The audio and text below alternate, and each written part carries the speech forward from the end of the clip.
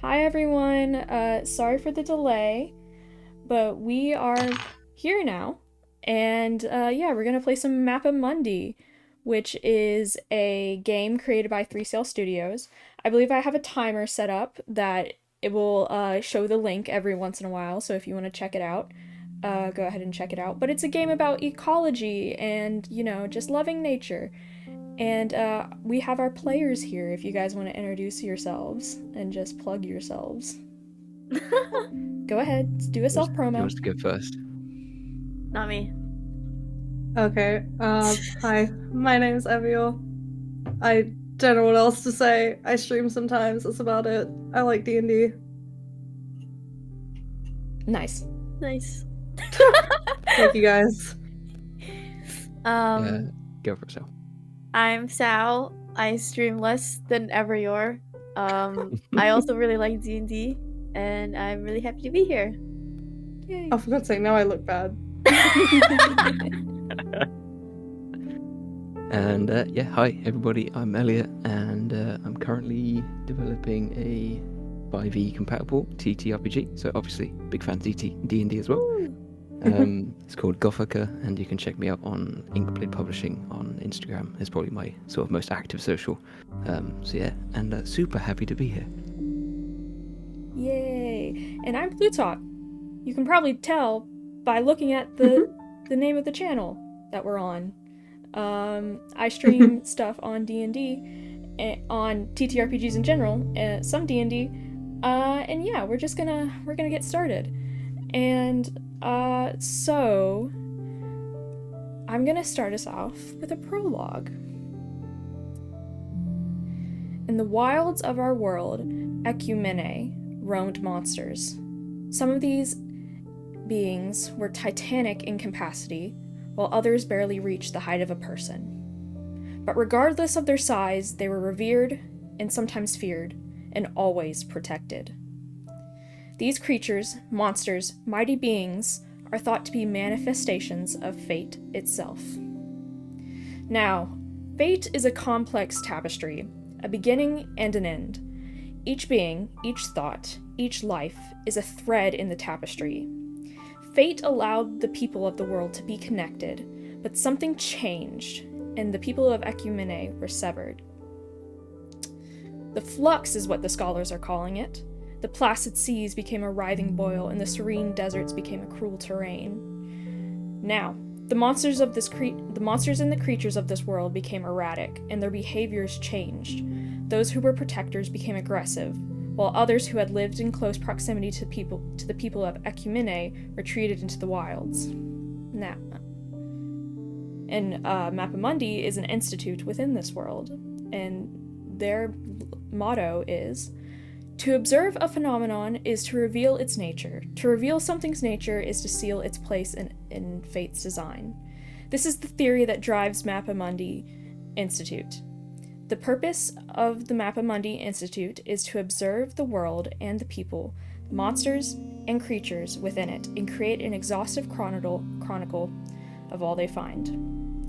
Barbacia is a kingdom of dense forests, rolling hills, and swirling rivers. Maltiers as its beautiful capital. Queen Cyril, is determined to stabilize her kingdom with the acquisitions of knowledge, and has poured a good portion of the monarchy's coffers into the Mappa Mundi Institute.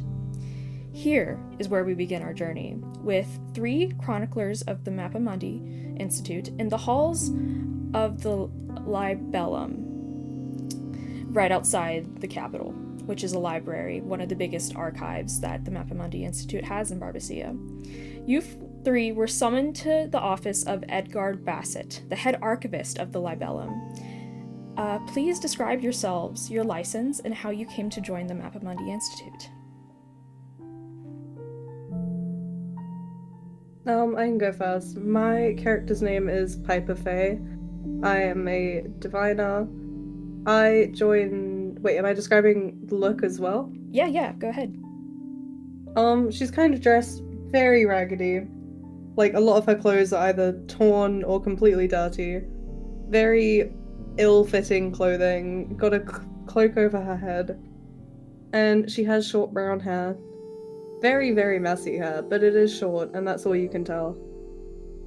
And she came to join the Institute by actually being investigated by them first, after a bunch of people reported a woodland spirit robbing them in the woods. Love it.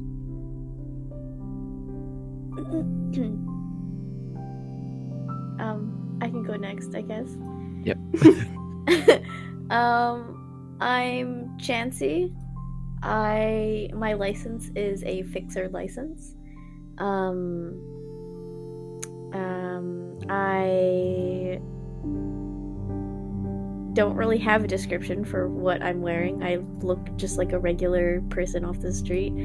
She has glasses.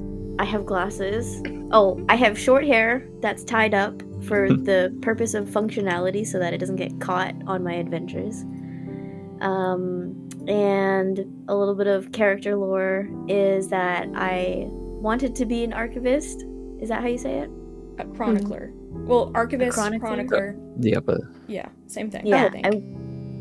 I wanted to be a chronicler or an archivist, but I have this terrible, clumsy habit of breaking things, which is why I became so good at fixing things. And my guy is Avi. He is an archivist, and he is a sort of wannabe ornithologist, probably still studying super, like he's taking the hobby of bird watching into the sort of the way of an education.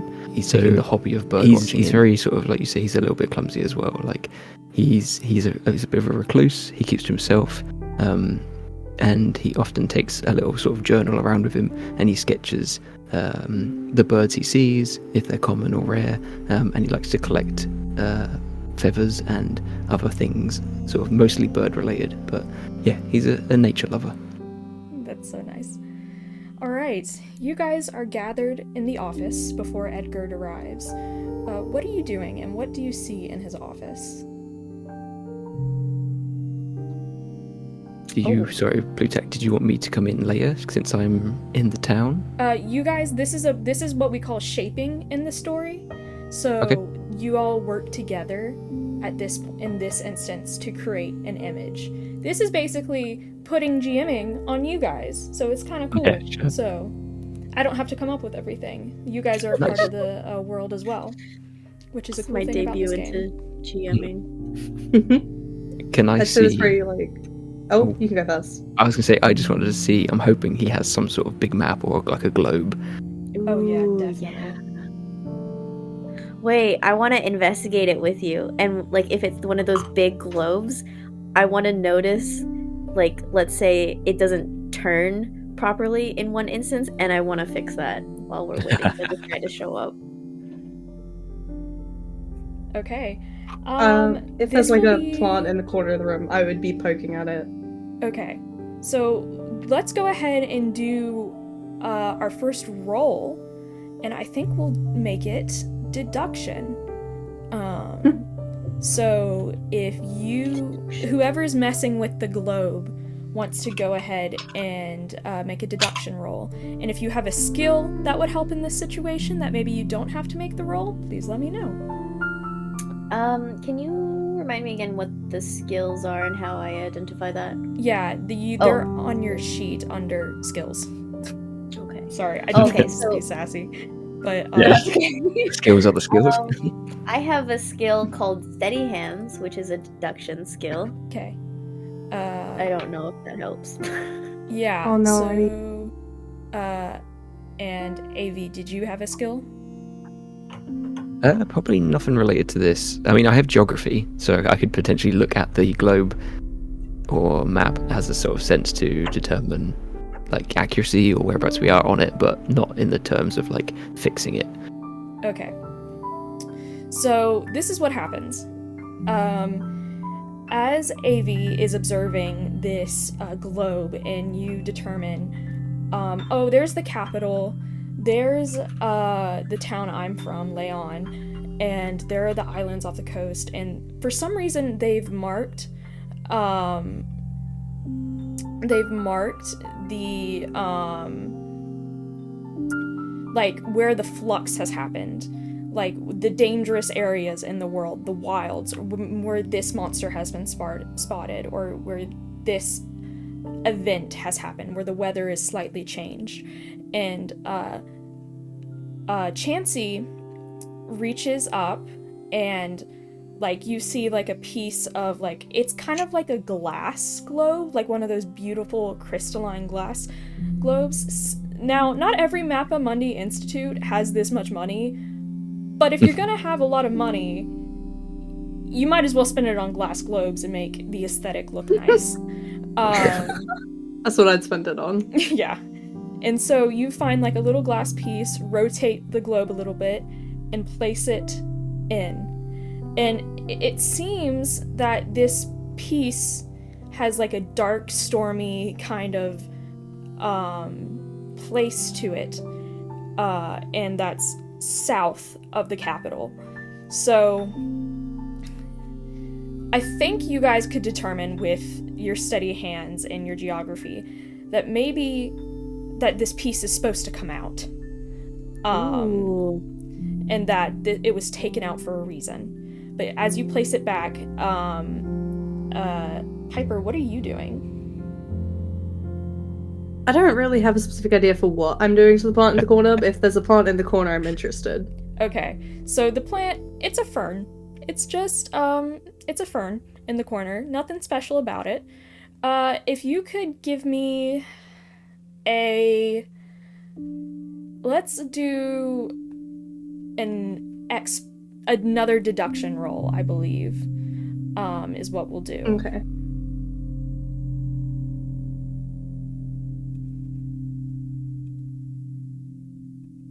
I like the idea of Avi's trying to look I got at a the 1. globe. You got a 1. Oh, no. Okay, so this is what happens.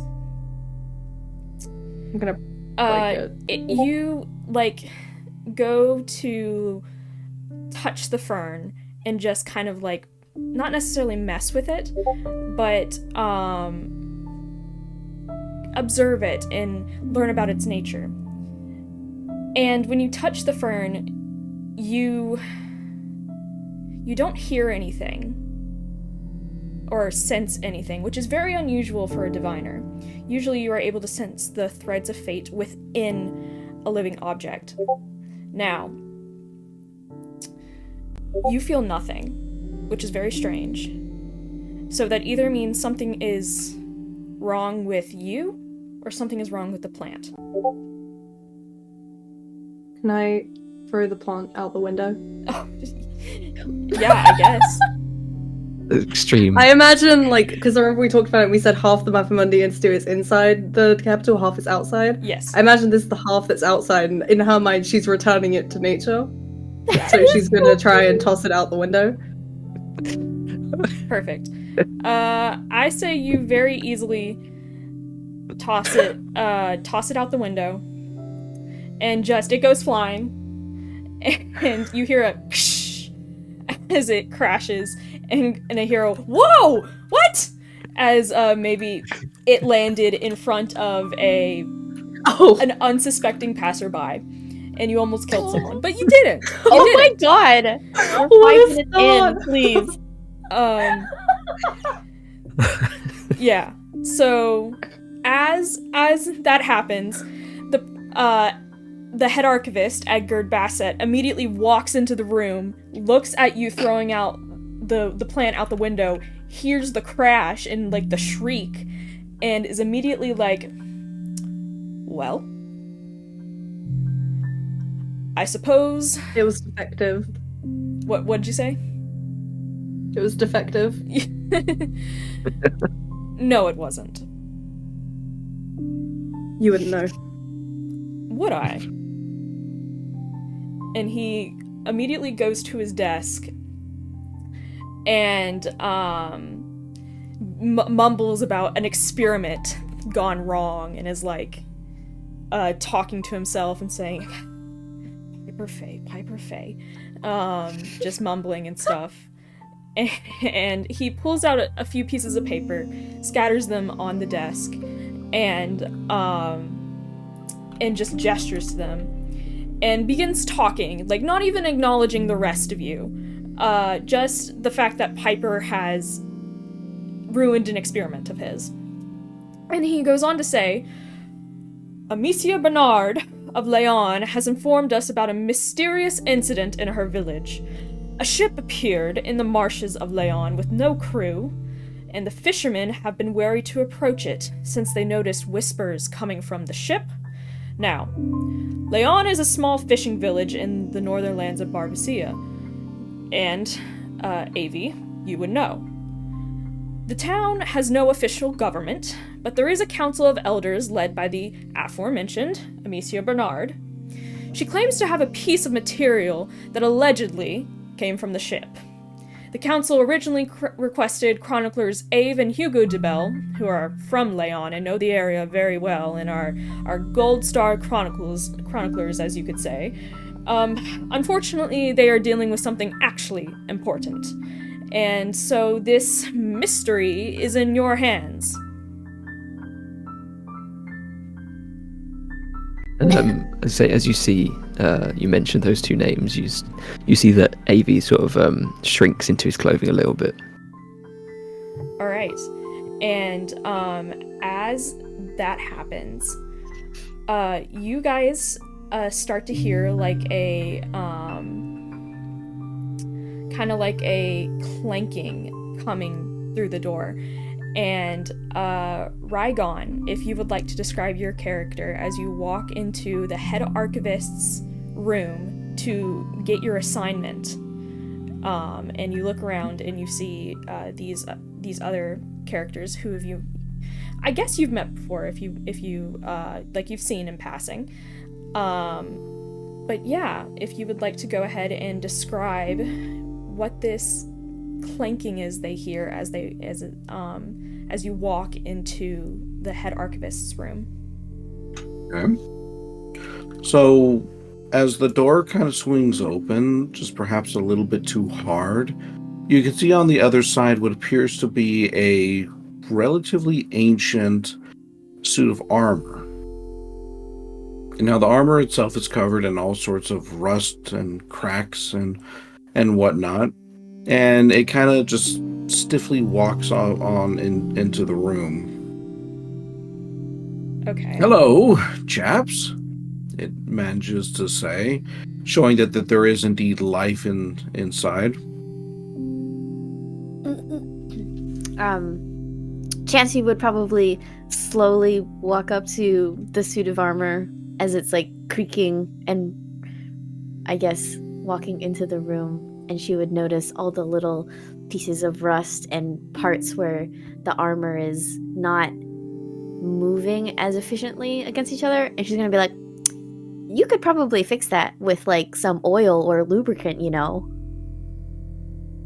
I got plenty already, but thank you so much for the concern.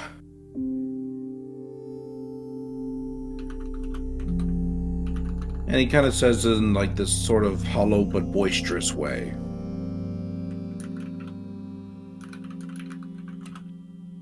Okay.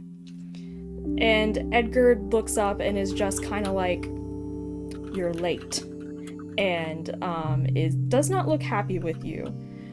And kind of his eyes gesture as like he's waiting for an explanation. So what do you say as he stares at you? Kind of, not menacingly, but just kind of like exasperated. Well, I'm afraid I had to go help a little old lady across the road, and, well, you know that those things don't take to being pushed too much. And he kind of, his voice kind of like dies down near the end. Whether or not he's telling the truth is really unknown, though he seems like the sort who probably would have difficulty lying. Okay. And Edgar proceeds to say, well, it's a 2-day journey to Leon. And he looks at the rest of you and is like, well, what are you still doing in my office? Go. It's a 2-day journey to Leon. Chancey will kind of like stumble and like start and be like looking around, trying to figure out what to do, who to follow, where to go. I will leave. I sort of clutch whatever I'm holding and sort of hold myself and head for the door.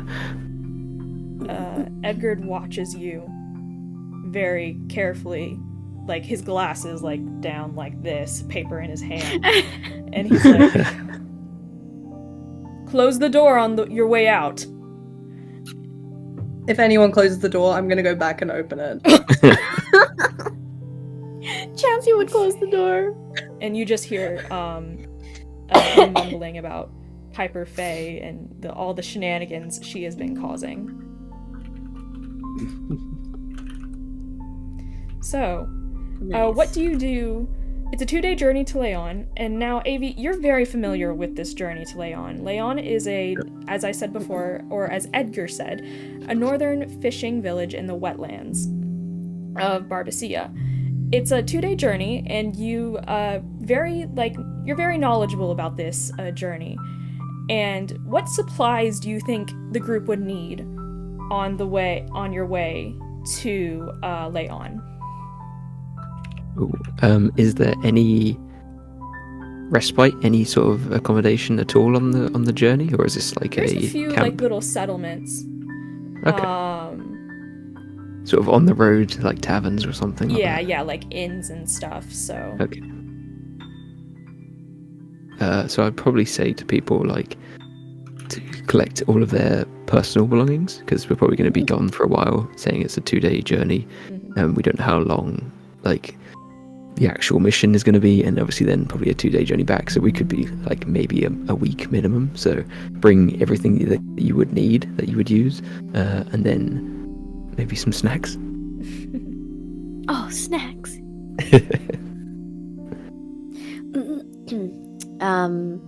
Chancey over time has learned how to like smallify certain tools and equipment.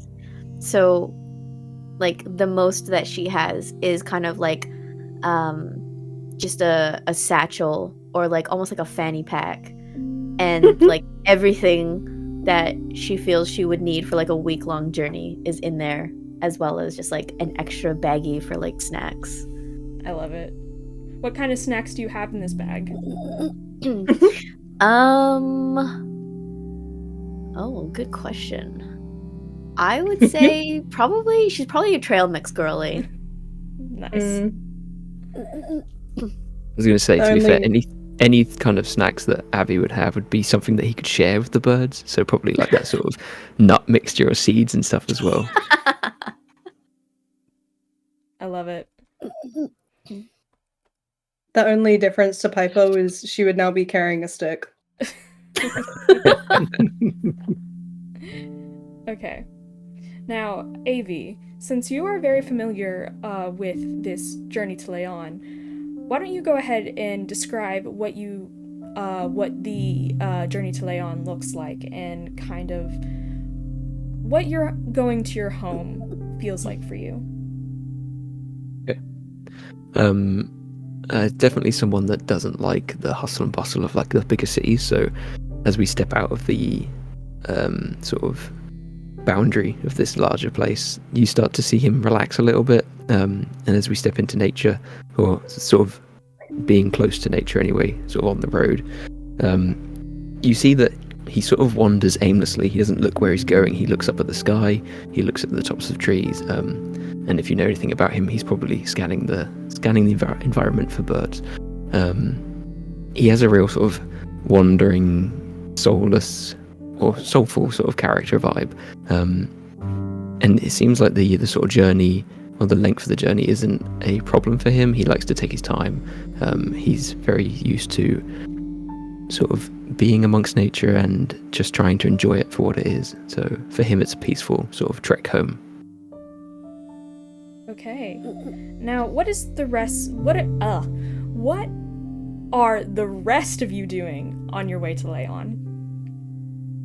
Sorry, can I just ask, with the successes and failures on the sheet, are we supposed to be like putting one in? Like I wrote a 1 earlier. Would I put a 1 in failure? Or Yes. Yeah. okay. I was just double checking.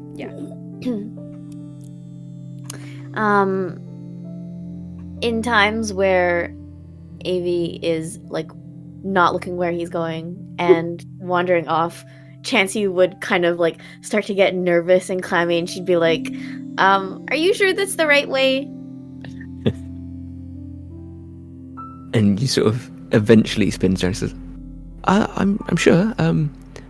He sort of looks back at the road and looks away, and he sort of gets confused which way we've just came from. It's like, I think it's this way.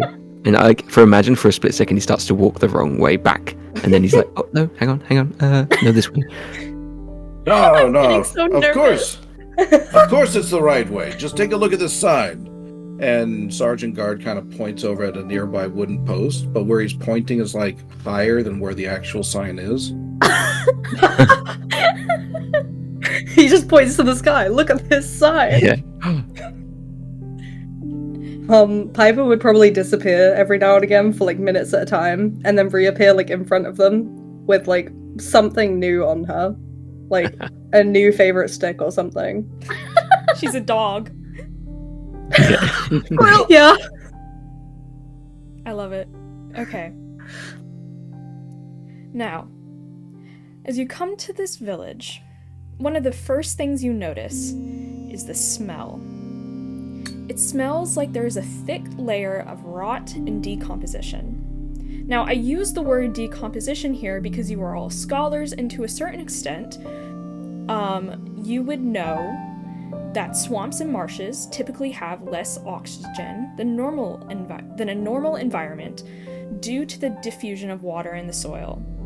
This lack of oxygen, mixed with the decay of organic material, can lead to a buildup of hydrogen sulfide, which, for reference, smells like rotten eggs, more technically, decomposition. So, there you go. There's your science. I told you guys I was going to sprinkle science facts in here, but there we go. I like it. I love Now, what is the second thing your characters notice as you come to this village? And Avi, we'll start with you, since you are from this village. Sure. I was gonna say, probably for outsiders, it is that initial like reek. But I'd say everyone that's lived here has probably become blind to the smell. So if you're walking in, you know your face winces and you might be plugging your nose. I'd say you notice that all of the locals are breathing the air just fine. So it probably isn't something too hazardous, and it maybe is just like the natural odor of the place. Astute. I would say since Piper does have that like kind of cowl face covering thing on, she's definitely trying to pull that tighter so less of the air gets in.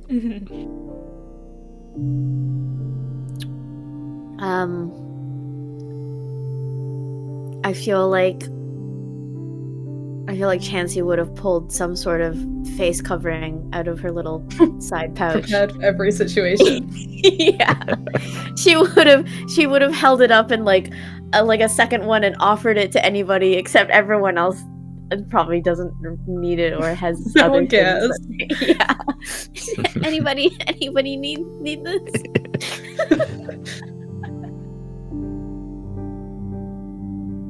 Sergeant Gaurd looks completely unfazed by it. He neither raises his hands up, nor does he seem particularly disturbed by the smell. He just kind of just stands there.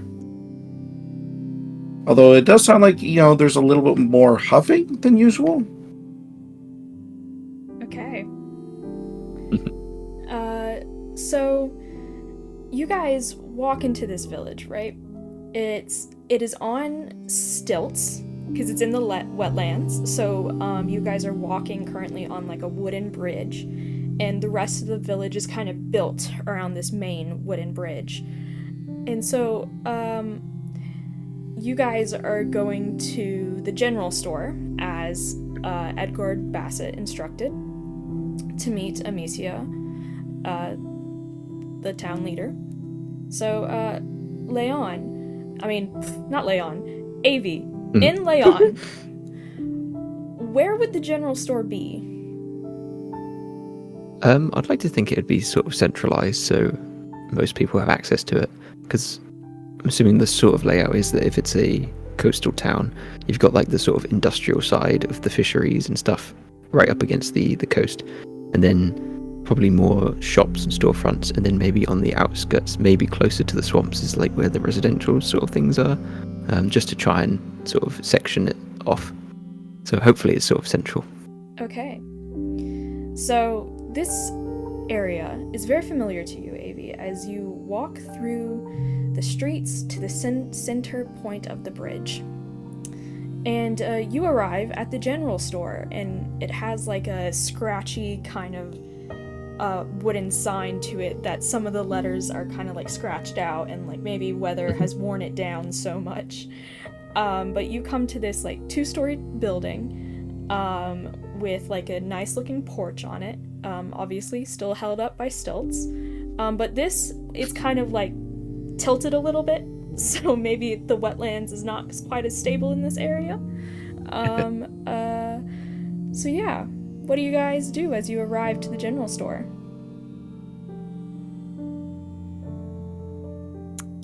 First thing Chancey would do is immediately look for like tools or gadgets that they have in stock that she's unfamiliar with. Okay, so as you go to open the general store door, you can see through the windows there is plenty of tools and stuff. So as you're like glancing through the windows, about to open the door opens quickly, and there stands before you kind of like a broad, tall woman with a graying hair, and she's older. She looks all of you up and down and is like, "What are you doing here? Who are you? You're not from here. Are you?" Would I recognize her? Yes, this is Amicia. Okay. I might try and sort of quietly speak up. Amicia, it's we've been assigned. It's me, Avi. These are my chroniclers or fellow chroniclers. We've been assigned the task of looking at the ghost ship. Yes, a very important mission. And he kind of like stresses the word mission, almost like it's life or death. She glances at this suit of armor and looks it up and down, and turns to Avi. "Avi, my boy, how you've grown. All right, Chroniclers. Where are Ave and Hugo? I sent for them." Avi sort of looks around and sort of looks at these shoes and then looks at Amicia's shoes and then up and says, busy on something actually important. Not my words. But I'm sure we can try our best. All right. Well, come in. And she walks back into the general store. Now, she is confident and holds herself high. And Chancey, as you walk in, what kind of tools catch your eye? I would say anything that is shaped like scoops or has like spirals on it. The types of tools that she has are a lot of like straight edged tools and stuff like clamping, like clamps and scissors and stuff like that. So like anything with spirals or like scoops, they're like interesting to her. Well, there's plenty of those in this general store, and you can see a lot of like old metal materials like mixed with wooden materials. Some of it's rusty, and there's like a bin to the side with like it says like one gold junk on it. So there is like a bin of just, it looks like you would get what's it called when you cut yourself on something rusty and you get that tetanus. Tetanus. Yeah. So it looks like you would very much get tetanus from this if you were to stick your hand in it. What are the rest of you doing? Sergeant Gaurd's currently staring at a wall. Is Sergeant Gaurd nearsighted? I'm very worried about his vision. I want to like wave No, my hand in he- front of him if he's just staring at a wall and be like, "What are you doing? No, What are you looking at?" You can actually hear him mumbling, going like, yes, that actually looks pretty good. Yes, that too. I want to But look at the wall. he's not staring at anything. The Oh, wall he's- itself is very, very nice. It's got lots of cracks in it. Can I try and take his helmet off? I mean, you can try. Can I try? Is the key word. Yes. I wasn't sure if I need to roll anything. I will give you if you.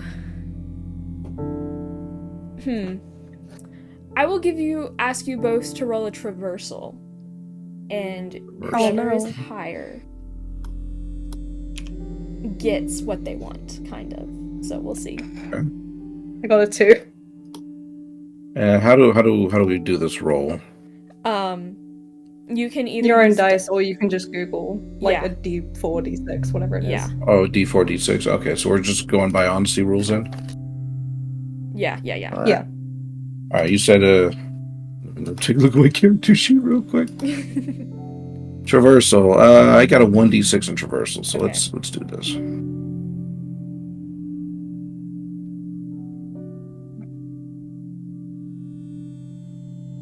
I got a 4.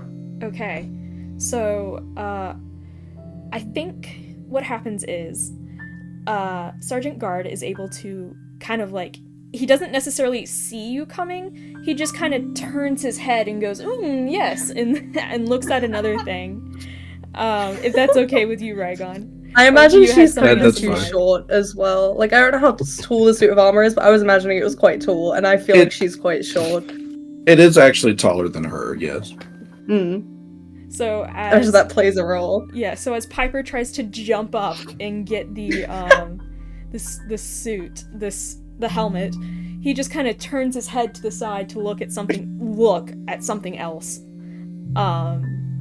and continues mumbling. So you got lucky. Very nice. And now he's looking at the open close sign. Wait, what about my dear. stick? Can I try and hit him in the head? If you want. Not in an aggressive way. She is Actually, very clearly very trying physical. to get the helmet off. I will say, here's what I'll say. And Because you already tried to. I just remembered I had a stick, so I'm fine with leaving Yeah. it.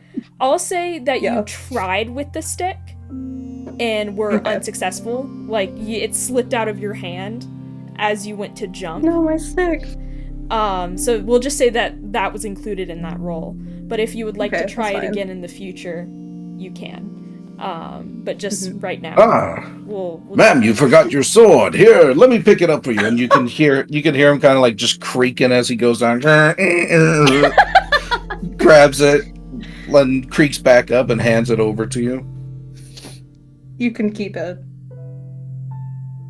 I have She's no need so for curious such a if he'll thing, try and though. use it as a sword. But thank you. You And don't you need can a kind of sword? you can kind of see him like slip it into like a empty sheath on his back. I'm gonna go nose around the store, but I don't have anything specific she'd be looking for. Okay. Well, Amicia watches this with kind of like kind of blinks her eyes rapidly, and she kind of turns to Avi and is like, I assume you want to see the material then. And I would nod, Okay. maybe not knowing quite what that is. Okay. So she goes over to a safe, and does like a quick combination of like the rotator safe things, and Are we like, opens it. engaging with the right quest? Say that again. I feel like we're stealing the other people's quest. I mean, I don't think we are, but it'd be funny if like she's just assumed we're here for that job, and we're actually supposed to be going off in the corner to the ghost ship. that's funny. But she sets this material out on the counter. It is cylindrical in shape and appears to be wooden at first glance, but it has a slight blue glow to it. And she goes, "Well, this was from the ship." That's all the information you have on this thing that it's glowing. Yes. I've had everything sold to me from Tarascana's teeth to Shadavar hair, and I still can't identify this, and I assumed that the Mappa Mundi Institute could, as you guys are so knowledgeable. Yeah. I want to, like, barge past to try and grab it and be like, don't worry, I'll handle this. And I'll pick it up. Okay. And I want to ask my bird. Like, I'll start conferring with my bird and be like, what do you think it means? Okay. I want you to give me a deduction roll real quick.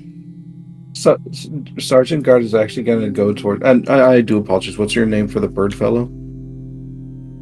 Avi. Avi? Is it me? Yeah. He's going to actually like lean right down next to you. He's going to go like, oh, that's kind of crazy, isn't that? I look really terrified because you've just loomed into the sort of peripheral vision. Oh, yes, it's glowing and it's not a bird, so yeah, it's not my kind of thing. Hopefully, I got a 6. He was more referring her talking to the bird, but yes. Oh. Okay. Piper, what did you roll your deduction? Yeah, I got a 6. You got a 6. Okay. So, kind of what happens here is your bird is is it on your shoulder? Is it on your head? Where's your bird right now? It's within my hood, wherever your it hood? wants to be. Okay, so the little bird peeks its head out of the hood and just kind of stares, like eyes unnaturally huge for this bird. And you begin to realize that it's kind of going blank for a second, this bird is. Ooh. And you look at the bird, look at this material, look at the bird again, and as you look at the bird, the material in the corner of your eye disappears, as you're looking at your bird. Oh. But as you look back at the material, it reappears. But I can't remember if we decided you could communicate with your bird or not. How would you like to proceed with that? Not an actual, human speech talking. Okay. But maybe, through a look or something. Like a vibe. They kind of It's know a what each vibe other check. means, yeah. How do Your I roll bird, that? It gives you a vibe Yeah. check. And the bird's vibe check is, wow, what just happened? What happened? And it kind of does, and it rustles its feathers a little bit, does the little thing, and is just kind of flapping its wings and is just startled almost. And it goes back into your hood, kind of I don't want to do that. That was weird. If I look away from it again, though, it doesn't just disappear when it's in my peripheral vision. It was specifically then, right? Say that again? If I look away from it again, it won't disappear, will it? It does. If you're not focusing on it, it goes away from your vision. And the rest of you begin to notice this as well. As you're glancing around, the material disappears out of the corner of your eye. And nothing is there. It appears that Piper is holding nothing. If you look away and out of the corner of your eye, you see Piper. She's holding nothing. But if you look back, she's holding this cylindrical kind of wooden material that with a blue glow. What in the hell? What if I look away and try and put my hand through it?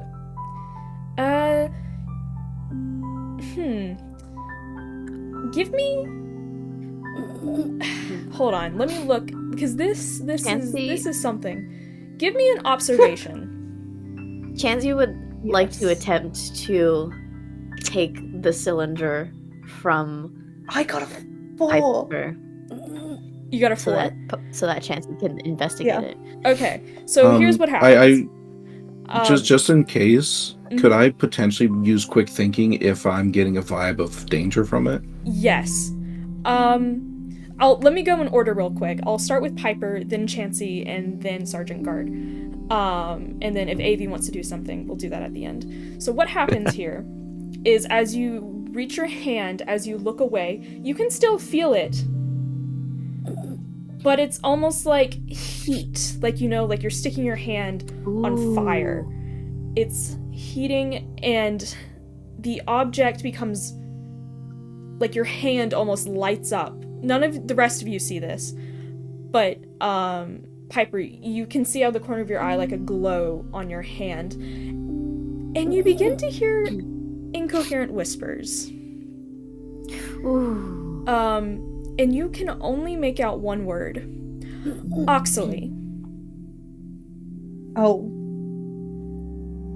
Can you spell that? What did you say?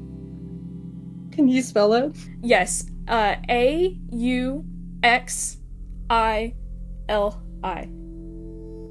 Now, Okay. don't go Googling what it means, because that's cheating. No, I wasn't going to Google it. I was texting it to Sam, I'm so I joking. remember it. Okay. That's cheating, because it is Latin for something. Because I Okay, took a I Latin won't. class, and that's the only other language I know. So that is the one word you can make out. But as you're kind of like holding it and holding your hand to it, you feel it go away from your grasp as Chancey grabs it. And Chancey, what are you hoping to observe here? As a fixer, Chancey is gonna look at this and try to deduce and determine if it's like a whole piece of something, or if maybe there's any compartments or parts where it joins together to take it apart. Okay. Do you have any skills that could help with this, or do you want to roll? I have a resourceful skill, which is exploration. Okay. Or I have steady hands again, or I could roll for it. Let's roll for it. Okay. Let's do observation. Okay. That's a D4. I got a 2. A 2. To be honest, it's very obvious that, to you at least, because you're a fixer, that this is just one component of something, but it is a cylinder in itself. There is no extra stuff to it, but it is something of a whole. It goes to something. It's a missing piece. This was taken from something. But as you're looking at it, you begin to realize something as you're weighing it in your hand. And I'm just gonna go ahead and give this to you because you're a fixer and you would know this, like messing with wood and stuff. This doesn't feel like wood. And you begin to observe it, and yeah, you get the blue glow from it, and you get the same thing that Piper did as you continue to look. But this is lighter than most wood. This isn't wood. And you can test this by dropping it in water. Is there a say- nearby bucket of Nearby? water? Yeah, I mean, there's an aquarium in the back. Like, Oh, there Amicia is just watching with, like, it's right behind Amicia. But she is just watching everyone and is just kind of patient, but kind of like, okay, is there gonna be are they gonna say something? Or is there gonna be a revelation, you know? But what would you like to do with that information? I would, with my gaze on this component so that it doesn't disappear as it has been doing, she's gonna walk past Amicia and just drop it into the aquarium. Oh, Okay. Just quick second. What was I getting vibes of danger from it? No. But I will Okay. But I will tell you what you were getting from it in just 1 second. So, like, okay. So, what happens is, Sergeant Gaurd, what you are getting from this is something hypnotic. This is something that is made to enchant people and get their attention and just try to, like, just try to like make sure they're looking and they know this object is there. You also can sense something else in it, but you're unsure what it is based on the information that you currently have. And I would ask you to give a deduction roll to see if you could figure it out. Just because you're quick, just based on quick thinking, you're able to figure out the hypnotizing thing. But this is one step further, and I would ask for a roll, even though you have quick thinking. Well, there are a few things that I do have here. The quick thinking is mostly to help keep people like out of danger. Okay, so like if I got it. Like there's a pothole in the road, that kind of thing. Yeah. Awareness might be able to work and give me that information. Okay. I've also got amateur botanist, if that would be at all helpful think that here. would Like I work noticed here. at the. Okay, then I'll make the roll. Well, what is awareness specifically? I actually have it pulled up here, so give me Okay, just perfect. a quick second. Keeping one's wits about them is vital for survival. Whether in a city or a village or deep in the mountains, your mentor taught you that awareness, the honing of one's attention until it's as sharp as any blade, is a guardian's very best protection. So it's just general self-awareness, which, by the way, he did notice that poke. Okay. Then I would say it's you feel this is interesting. Because you're not a diviner. You're a guardian. But guardians also have a connection to life force and healing, and you know what kind of, like, again, awareness. You're aware of your surroundings, you're aware of the people, you're aware of what is happening.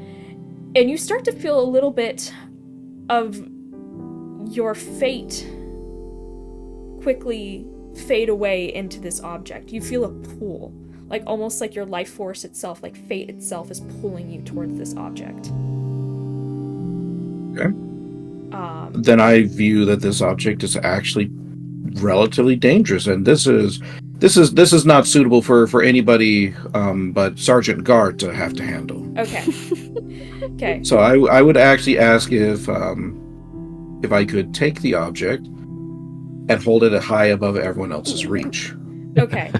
Here's what we'll do then. No words, he just holds it above his head. Here's what we'll do then. As you're observing this object, Chancey, you drop it in the water, and you realize it doesn't float, but it doesn't sink.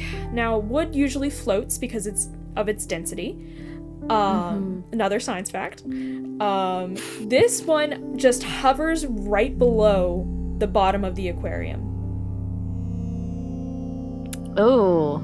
So, What but does as you're Chancey know observing about this, that? Sergeant Gaurd reaches his hand into the aquarium and pulls out the piece of wood, and holds it high above everyone's head. Like this object here, it's no good. Don't stop looking at it. And he's like hurriedly trying to find something out to like hide it away, and he kind of like puts it. He like takes a little cloth from nearby and he like wraps it up real quick, and he keeps holding it above his head. No, this dude.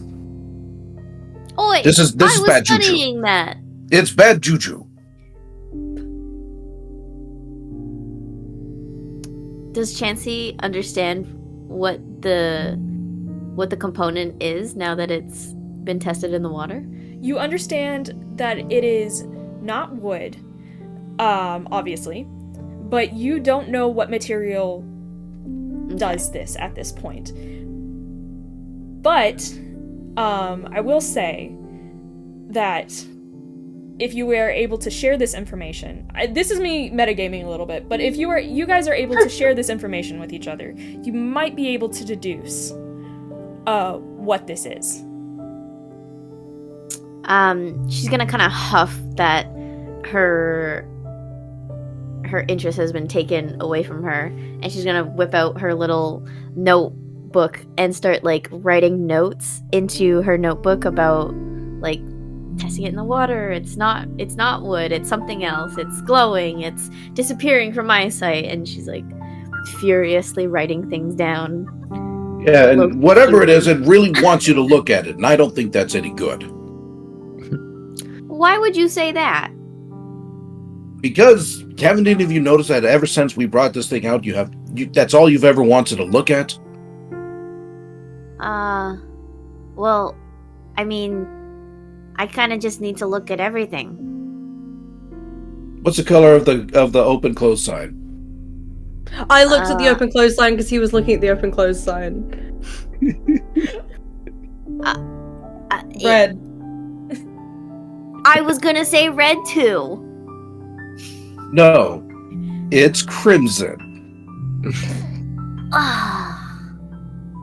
Anyway, I think my point is made. Whatever this thing is, it likes to draw attention, and I don't think that's any good if we're on this mission. Well, I politely ask you all that I keep it for right now until we need it. Well, whatever it is, it's not made out of wood like I thought it was. You can see Amicia Mrs. kind of DM. like doing Oh, this. What was it? I was gonna say, I have a skill that gives me advantage in sleight of hand checks, and he doesn't seem like the most perceptive thing. Can I climb on the shelf behind and try and take it from his hand? No, I actually have awareness though. Yeah, I will say because of the awareness skill that he has. Okay. He would probably know that you're coming after him. Okay, I'll leave it then. If he seems aware, she wouldn't try. Okay. You can kind of see his helmet just like slowly ticking in your direction, just like with a loud rusty squeal. Just,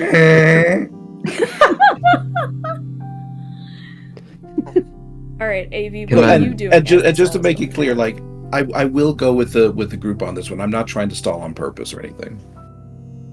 You're good. Sure. I'm gonna it's just a tiny thing. Everyone wants it.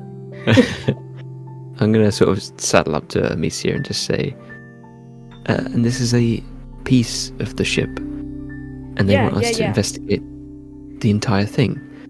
If a piece this size is dangerous, we could not go near the vessel. Surely, this is a very dangerous mission if we cannot even investigate this single piece. Are you backing down from the mission Professor Edgar gave us? We can handle this mission. We'll be fine. Ignore him. We'll sort it. He's a minor member? What is not senior? Anyway, he's a minor member. We'll be going. Junior. He's a minor. He's a minor. Don't listen to him.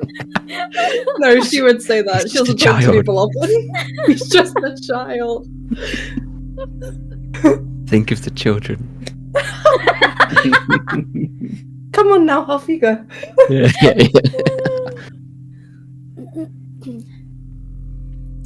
All right. Well, Amicia raises an eyebrow and is like, well, someone was able to get to the ship. They brought me this. Well, do you know who it was? Can we talk to them? Do you really think this is dangerous? I'm sure it'll be fine. Professor Edgar said this wasn't an important mission, so how dangerous can it be? Right. Well, it was one of the urchin kids. Her name is Kara. And she was looking to make a quick buck, for a mysterious artifact. Now, I berated her for going on the ship. Trust me, I know it's not smart to go on a ship with whispers and you can't identify the material, but she was determined and wanted me to buy it from her. And she looks up, and you can see she stares at the door, out the window, and she says, "Huh." And there would be her brother. And you guys turn around and kind of see this kind of little boy with who's maybe 8, maybe. He looks dirty, has messy blonde hair, and is just kind of looking at you with wide eyes. His little head peeking over the window. You have me say, think of the children.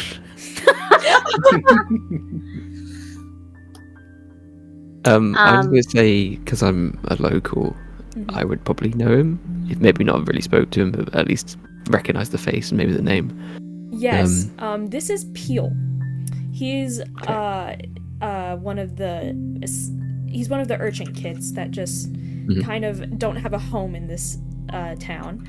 You don't know much about his parents other than they're out of the picture. And you know he has a sister, Kara. I'm going to take the opportunity to sort of excuse myself from the situation and head out the door peacefully and try and catch him and not scare him away. Okay, I want you to make a traversal check for me. Oh no. It's a 4? A 4. Okay. Here's kind of what happens. The little boy startles as soon as you walk out the door and begins to dash away. But I'm giving you a chance here to say something before he gets away that maybe could convince him to stay. What do you say? I'm going to say, Peel, come. No, how's your sister? We're worried about her. He stops immediately at the mention of his sister and turns around to face you and says, "Worried? Why?" We heard that she ventured onto that ship, and, well, we've just looked at the piece that she brought back, and we don't think it's very safe. Really? Chancey is gonna kind of walk up and squat in front of the child so that she's not towering over him. She's gonna be like, "Yeah, we're gonna go investigate it. Any chance you know where it is?" Yeah. Yes, little urchin child. Where is Path? He kind of looks at this giant armor suit and is like, Don't worry, it's harmless. Okay. You can very clearly see some of that blue stuff dripping on the top of his head now. He kind of looks around and... May I look at it? Looks up at Guardian. I don't know if that would be a good idea. This thing wants things to look at it. It'll just be for a peek. I know. Oh, hell. All right, but just for a peek. No more than a second. Okay. Wait, why do you want to look at it? Because it's in trouble. The component? The wood? It's saying help.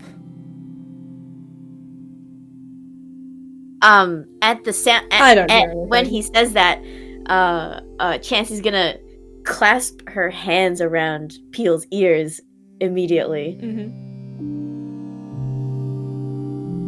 Yeah. Is that it? Yeah. He kind of flinches and is like, looks at you. She's gonna give him a nervous smile. Why did you just make that boy a sandwich? He can hear the component talking. Sergeant Guard holds it up to the side of his helmet. I don't hear anything. Actually, make me an observation. Sure, can do. Let me see, what is my observation? 1d6, okay. I roll a 4. 4. No, you don't hear anything. But there is a stinging in the back of your eyes. It hurts.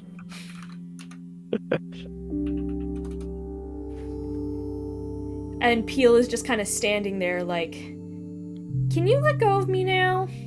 You're hurting my head. Oh, I'm sorry. And she's gonna pull out some candy from her snack pack. Don't take it. Don't take candies from strangers. And he looks at it and he goes, My sister said not to take candy from strangers. Ignore her. Child, how do you hear these things? What else do you hear? What else is it saying? It's just saying help. Something's in trouble. It sounds like it's hurt. I don't know, I just wanted to help it.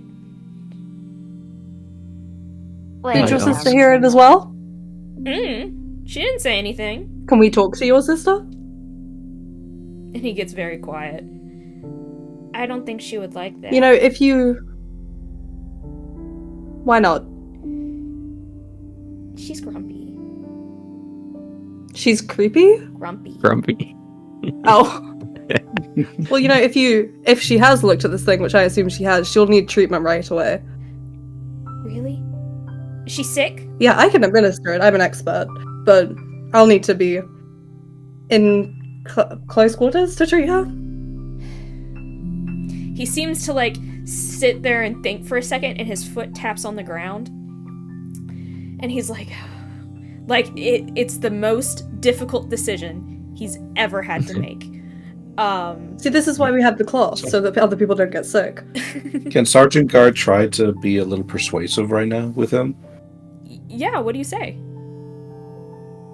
Yes, she is definitely an expert. Why, I'm the very epitome of health. And he, like, clangs a fist against his chest like a screw pops out. Oh, no. I want to catch it midair as it comes out. I've just realized she is covered in bandages, and you can barely see her, and she's like, I'm this amazing doctor. Yeah. So, Peel is sitting there,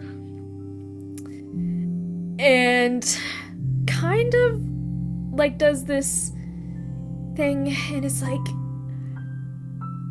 and you'll heal her? Promise? You have my word as Piper Faye of the Old Tree. As if that means anything. Shush, Chancey. And she's literally gonna shove her hand in her face. Oh, I mean, there's a reason why the tree got old, didn't it? Yes, it lived to an old age because I cared for it. And, I'm the finest around, child. As like a recognizable person, I'm going to extend like a small pinky and just go, it's a pinky promise. Oh, That's really cute. He says, "You're Avi, right? Yeah. You're a chronicler, kid. The word is chronicler. chronicler. You guys are Comic-Con. Yeah, good enough. Yes, we are the Comic-Con. You're I smart. don't know. I like to think they're a little conical. You're from the big city. I nod Sure and say, am. yep, but I prefer it here, and these are friends, so you can trust them. I'm just gonna like reach the candy out again. He still doesn't take the candy, but he reaches out and does a pinky with Avi before quickly pulling away and darting off, and just kind of like stops and waves, "Follow me," before darting off again. And you can see We will follow Amicia him. coming out the door. It says, "Don't get them into any trouble, okay?" You got it, boss. As I'm running after the child. Okay. With the candy. Wait, I didn't tell you about my van. So, you guys follow Peel through the streets, and he's like ducking under like planks and like jumping over like fences. So it's kind of a struggle to keep up with him, and he's like dodging under alleyways and maybe going under parts of the stilts until finally he makes it to this old like fishing hut on the edge of the docks. Now, he looks around to see if anyone is around. You guys can see a few like fishermen around the docks, but they all don't seem to pay you mind. They just kind of look at you. and then go back to what they're doing as if they're like, it's fine. Okay. I like to imagine those are the noises they made. Yeah. And then I will say Sergeant Gaurd definitely came up in the behind for the group. okay. He's covered in a laundry line, and there may be bits of wood from a fence on him. But don't mind that too much. Okay. So You said it was an old fishing hut? yeah, looks like an old fishing hut, abandoned. Chancey will quickly identify any bits and bobs of that hut that are just like despicable and start taking off the scrap and garbage off of Sergeant Gaurd and start repairing this hut. Oh, okay. He watches you and goes, "Oh, okay. You do that." And like opens like what looks like almost like a dog door, and crawls through it before opening the big door. Can I fit through the dog door? If you want to try. She would have immediately tried to follow them through the dog door. Well, here's what I'll say happens. As you go down to get in the door immediately smacks open and hits you in the head. So you're kind of on the floor in the door. I'm okay with that. Because of just how quick he is. But She'll so you're quickly like get up and be like, halfway in the dog door when this happens, so it's like a hit on the side of the head. Yeah. Ouch. So, and he goes, "Oh, sorry." Shh. And he slowly backs up into the darkness and runs down like at what looks like a set of stairs. I would dust myself off and follow him. Actually, no, she's got enough dust on her. She's fine. Do the rest of you follow? Yeah. Okay. I think those stairs are going to hold Sergeant Gaurd. No, they're probably not. So you guys, as Sergeant Gaurd goes down the stairs, you guys hear and the stairs start kind of falling apart. Oh no. And but Sergeant Gaurd makes it down safely. Yes, I'm a trained professional. But as you guys are looking around, this is an old tunnel. Avi, you would know that there used to be a series of tunnels under the wetlands that are just kind of there and no one knows why. They appeared after the flux. And so that's what makes the wetlands kind of unstable, is that there's these kind of, not really tunnels, but like small encases of pockets of air that lead places. Okay. And they haven't been sort of A wormhole. they haven't been tampered by like man. They haven't been constructed like in any sense. Mm-mm. That's what's weird about them. Sure. Okay. So Peel leads you down, and kind of what happens is he goes, "Kara?" And he looks around, and you hear a voice go, "What?" And he goes, "You're sick." And she goes, you hear a voice go, "What? No, I'm not." And Peel goes, "Yes, you are. It's because of that thing in the ship." And coming around the corner, you can see a girl about, 13 years old, also blonde. It's very clear that she's Peel's older sister. And, she has bandages and, messy clothes and dirty clothes. And oh my god, my twin. Yeah, I was gonna yeah. say. It's like a younger Piper at this point. So, she looks at Peel, but then her eyes slowly drift upward as she takes you all in, and she goes, "Peel, what did you do?"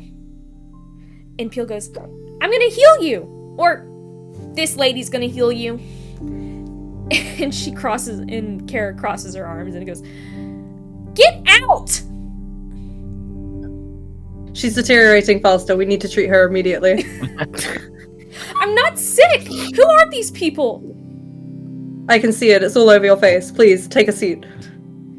"What?" I'm gonna look Trust over. her, she's You're a gonna Chronicle. die in the next couple days. Please let me treat you. Oh my god.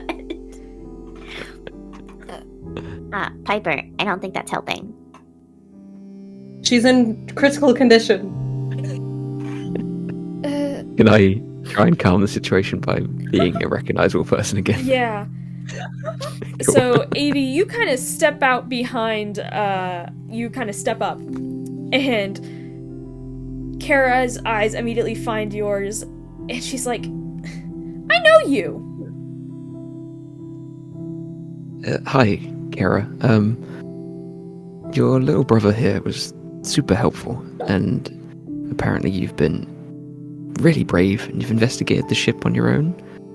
Yeah, no one else And- was gonna do it. You want some candy?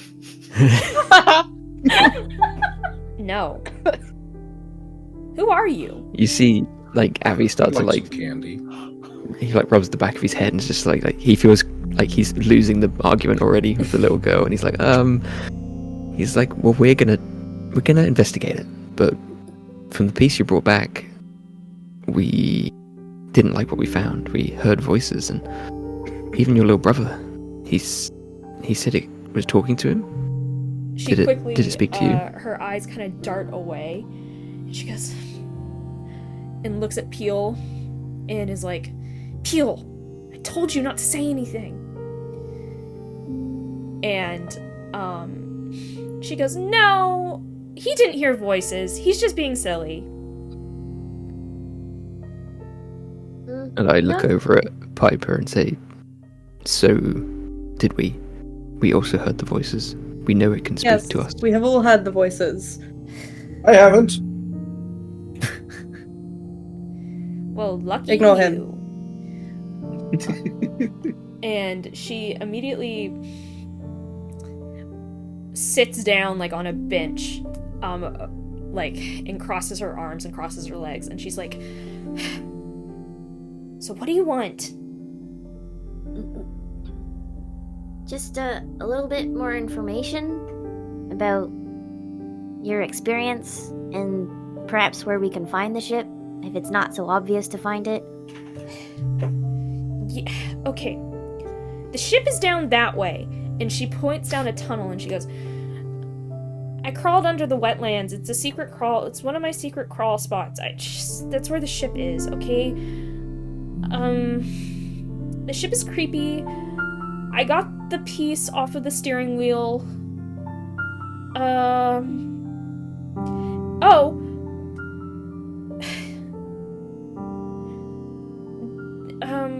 You said I was sick? Yes, deathly. Because We'll I'm get to hearing the that. voices. That's a symptom. Well, just great. And she kind of just rolls her eyes and is like, can you help me get better, I guess? Yes, but the one rule is you need to ask politely. No. And she gets up and I want to kneel down next to Peel, put a hand on his shoulder and say, I'm sorry, your sister's going to die. he goes, Kara, please! And Kara's like, I can't. I'm not gonna die, Peel. I'm so sorry. She will not go peacefully. And Kara rolls her eyes and goes, stop bothering him. And kind of goes to shove you off of him, but it's not a lot. She's 13 years old. And she's just kind of like, ugh. Well, what did the voices say to you? They called for help, and they said your name. They said my name? And they said acoustics. Acoustic? Auxiliary. I don't know how to say it. Oh, okay. Auxiliary. I know what. Okay, I understand. Acoustics was like she would get the word wrong Yeah, the first time. And then I had to actually say it, and I was like, wait, I need to go find it. She smiles a little bit. Oh. You don't know what it's saying. I'm glad you're gonna die. Oh my god. She No, goes, no. We shouldn't speak like that for our fine youth. They are the future, after all. And she smirks. I know what it's saying. And what is that? A thumbs up. Did anyone else see that? It's the wood! The wood is glowing. And she goes, if I give you what it's saying, the words, will you give me something in return? I got candy. I have To a not stick. die would be a good trade. Can I pull out one of my little journals and can I flick through the pages and then pull out a feather that I've pressed, like a particularly colourful one, and then offer it over to her? She kind of looks at it. What is that? And I'd like to think he goes on a little rant of explaining the type of bird it came from, and saying it's from a distant land, and making it a little bit more fantasy and sort of magical than it is really. Embellishing. Yes. Is it worth I'm turning everyone to liars. I love it. I'd say it's priceless. I'll take it. And so she grabs the feather very delicately, and Peel walks over, tries to reach it. Kara jerks away. She goes, no. We're gonna give it to Amicia. And she walks over and puts it in a chest with, you can see a bunch of other bits and bobs that kind of maybe they were stolen, but maybe not. And she goes, all right. Auxili is what I'm assuming you're saying. Acoustics, yes. Okay. Well, that means help in Grian. In AV, you would know that Gria is an island off the coast of Barbacia. I'm sorry, I wasn't paying attention. Who's agreeing with who?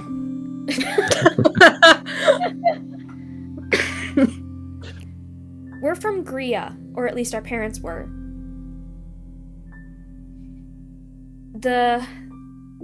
It's a distress signal. It means... Like an SOS. Yeah. It's Old Grian. Sometimes it says Vocatus and Negantusum.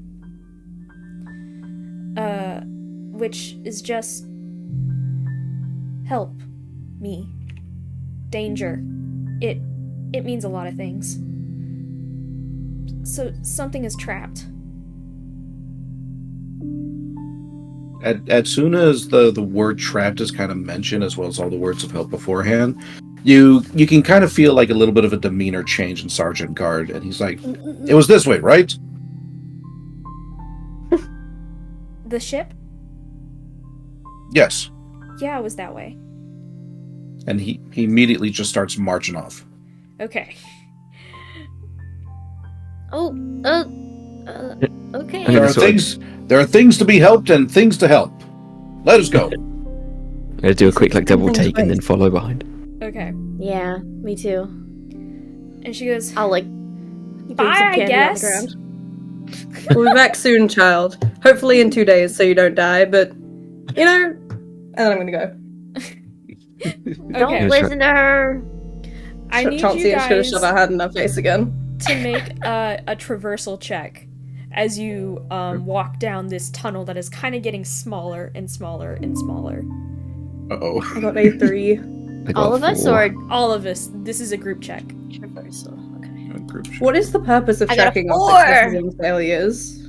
Say that again? What's the purpose of tracking our successes and failures? That's how you I level got up. 5.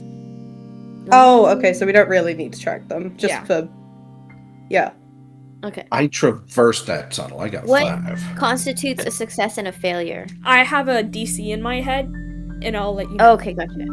Oh, okay. I got a 3, by the way. 3? Okay. I got a 4. 4 for me. 4? Okay, Oh so my god, guys. 4 and above, you guys get it. Ooh. Piper, you start to, like, your claustrophobia is getting to you a little bit as you go through this, small tunnel, and you kind of start to feel like a panic rise in you. There are no trees here. You don't feel any. No. And you kind of become a little disoriented. And you guys notice Piper is eyes are kind of glazed over as she's not really paying attention to where she's walking because she can't feel life here. This is definitely something from the flux. And yeah.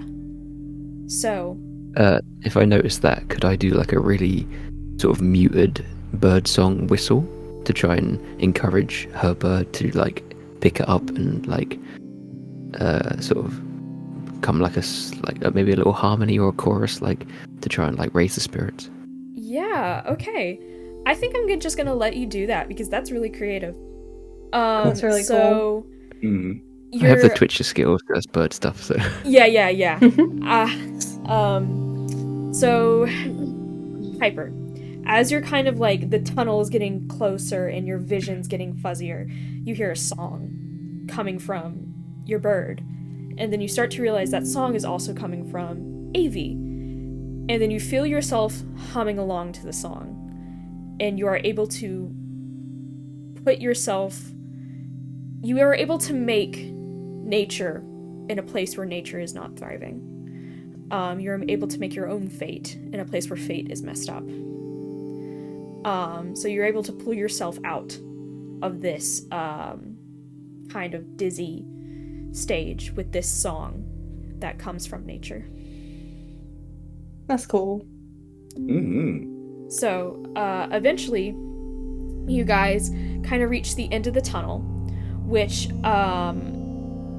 is kind of small, but it's a big enough for all of you to squeeze through. Even Sergeant. And you come. There's just a sergeant-shaped hole. Yeah, it's like parts of it are broken off and stuff. But you guys basically come to like what is the edge of the wetlands here, and you can see in front of you, just a few feet, in the water. You would have to wade in the water a little bit, but it seems shallow. Is a ship, a wooden ship that's kind of half sunken in the water. Yeah, and with a blue glow to it. And you begin to hear the whispers get louder and louder and louder as you get closer to this ship. Can I still hear nothing? No, you hear the whispers now. Okay. They're like jarring, very jarring to you. So what do you guys do? I'll go get on the ship. You get on the ship? Okay. What are you looking like, or what are you doing specifically? I want to look at the steering wheel because she said she took it from the steering wheel, so I'll see if there's like a gap around there. Okay, so you look at the steering wheel and you're able to figure out that it's she took a spoke. So a spoke is like, so the center's right here, that's right there, that's right there, that's right there. The spoke is right here. So if they're like handlebars. Yeah, well, they're the thing below the handlebars. The thing that stabilizes the handlebars to the center. So it's a... Oh, gotcha. Okay, yeah. I can pull up a picture, Was it broken off, or did she sort of just remove it as if it came off in one piece? It looks like it came off clean. Okay. Like almost it's immaterial. Sure. Sergeant Gaurd is looking very nervous about going onto that ship. Or rather, he's looking very nervous about going into the water. Oh. Piper would be calling him over as well once she's found the slot fish. We're like, Sergeant, come on, we need the thing. I don't think it'd be a good idea for me to go into that water. Why not?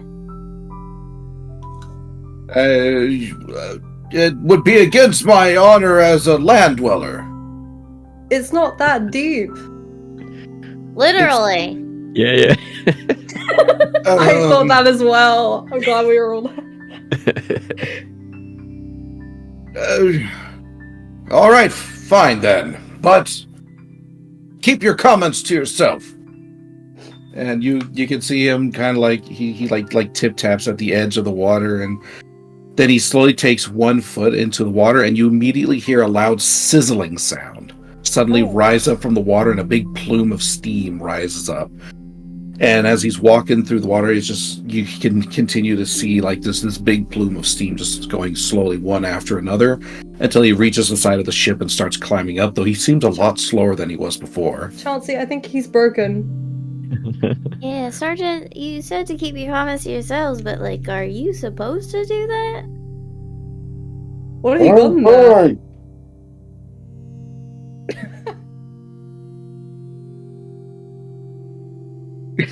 That's all he can really say. Just I'm fine, but he's really, really distant now. She's gonna kind of like. She's very perplexed, and she's gonna investigate the suit of armor and try to understand where this heat and steam came from and what is going on with Sergeant. Okay. I'm gonna let this be. Go ahead, Rygon. Oh, I was just saying, as soon as he climbs up the ship, though, he does take the cloth stick, and he kind of like tosses it over. Okay. As soon as he sees where it's supposed to go. Got it. Sao, if you would like to make an observation or a deduction, I will allow either. I'll take a deduction, because that's my strength. And I got a 1. Okay. You cannot figure it out. This is weird. This is very weird. I'm gonna take out one of my little hammers from my little pouch, and I'm gonna start tinking in different places around where he was waiting in the water and just continue to investigate and pester. Hey, what are you doing? Stop that. He seems to slowly be getting like he slowly seems to be getting louder again as time is going on. She's gonna slowly make notes in her notebook as he's quote recovering. Okay. So who is placing the spoke back in the steering wheel? I'll do it. I assume. Yeah. Okay. So, what happens here is that as soon as you place it into this ship, into like the steering wheel, the whispers immediately stop.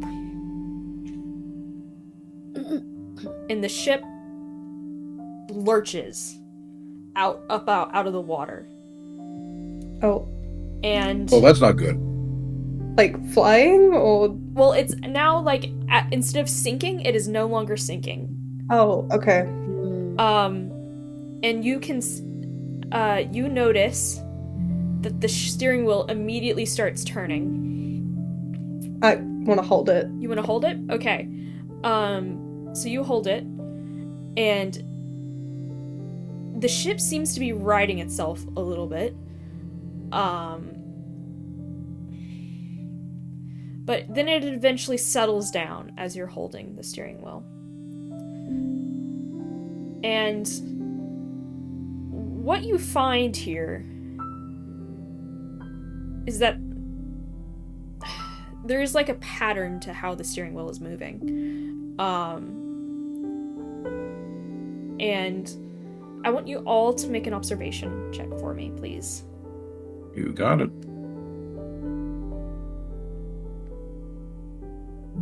I got a 2. A 2. I've got a 6. I've got the highest possible in every one so far. Nice. This seems so sketchy. Oh. I got a 1. I'm too busy balancing. Okay. What'd you get, Sal? I got a 4. A 4. So I've never been on this Chancey before. I'm scared. and Avi, you guys begin to notice something. Avi, at first you think it's a bird. Then you're like, that's not a bird. And you're like, wait a second. And something blue, glowy, white rises from the cracks of the ship and immediately begins to, like, pulse. And another one, and another one. And they're all surrounding you. But Avi is the first to notice, and then Chancey, you look up from like tapping on Sergeant, and you're like, they're pulsing in a pattern. Oh, and I noticed that? Yes. Okay, I'm gonna start writing that down in my notebook. Okay, they're pulsing in a pattern. And then they It's all... a rave. What is it, Avi? I said it's a I didn't say rave. anything, no. Okay. Oh, it's a rave. I thought it was... Okay. And then all of them take off. Like, go out into the ocean. Okay, Do we whispers anymore? did they all go the same way? Yes, they all went the same way. Okay. All right, I'm finally balanced. What did I miss? Do we still hear the whispers? They're like... It's like someone is blowing a horn from very far away. It's this subtle hum in the back of your mind.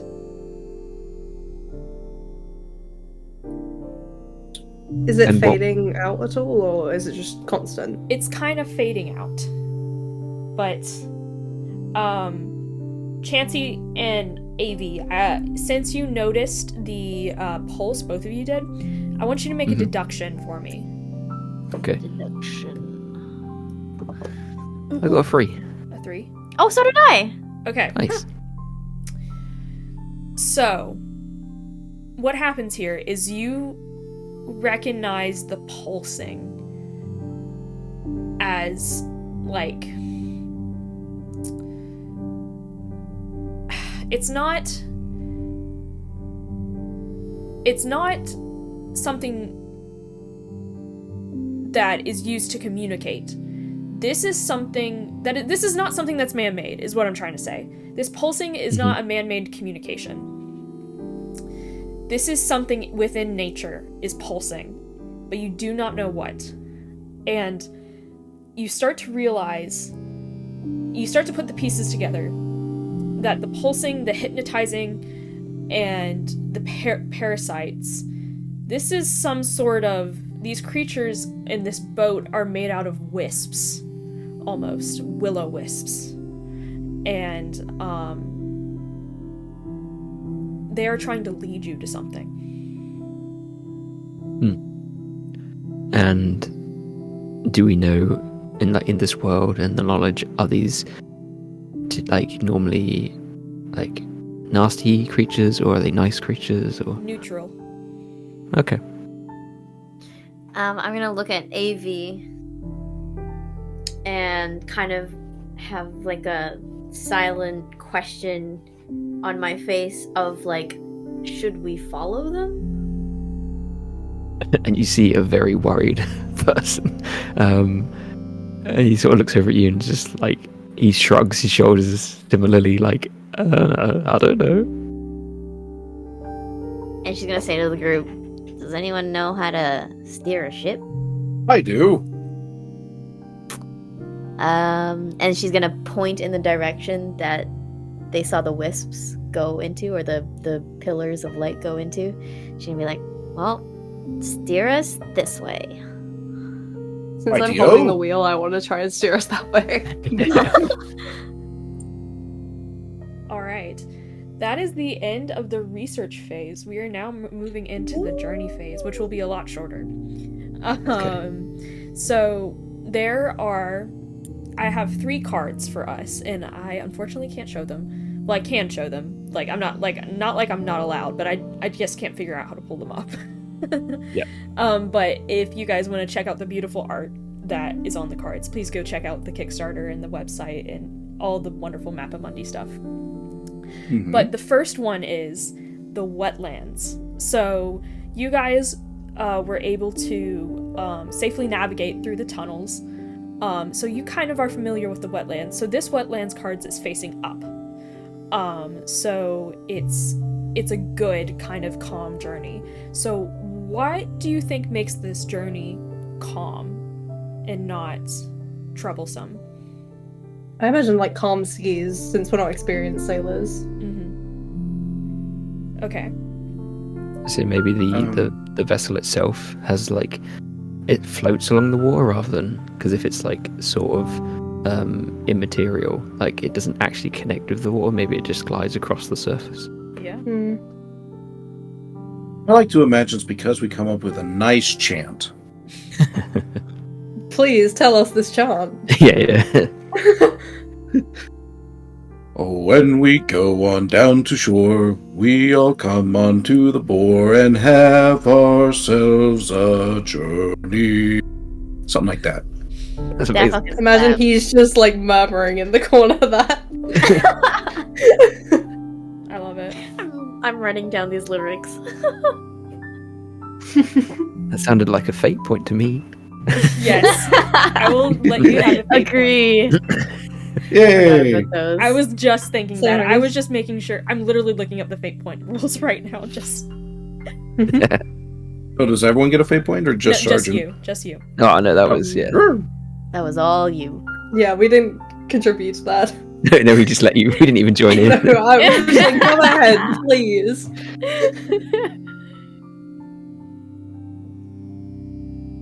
Oh, I like to imagine at least one person's going along with the beat, and that's probably the person tinking on the armor. Well, the bird starts chirping. Oh, as you're well. like tapping, making the noise, and like they're going on to that beat. That'd be cool. Oh yeah. Okay. So, the next card is,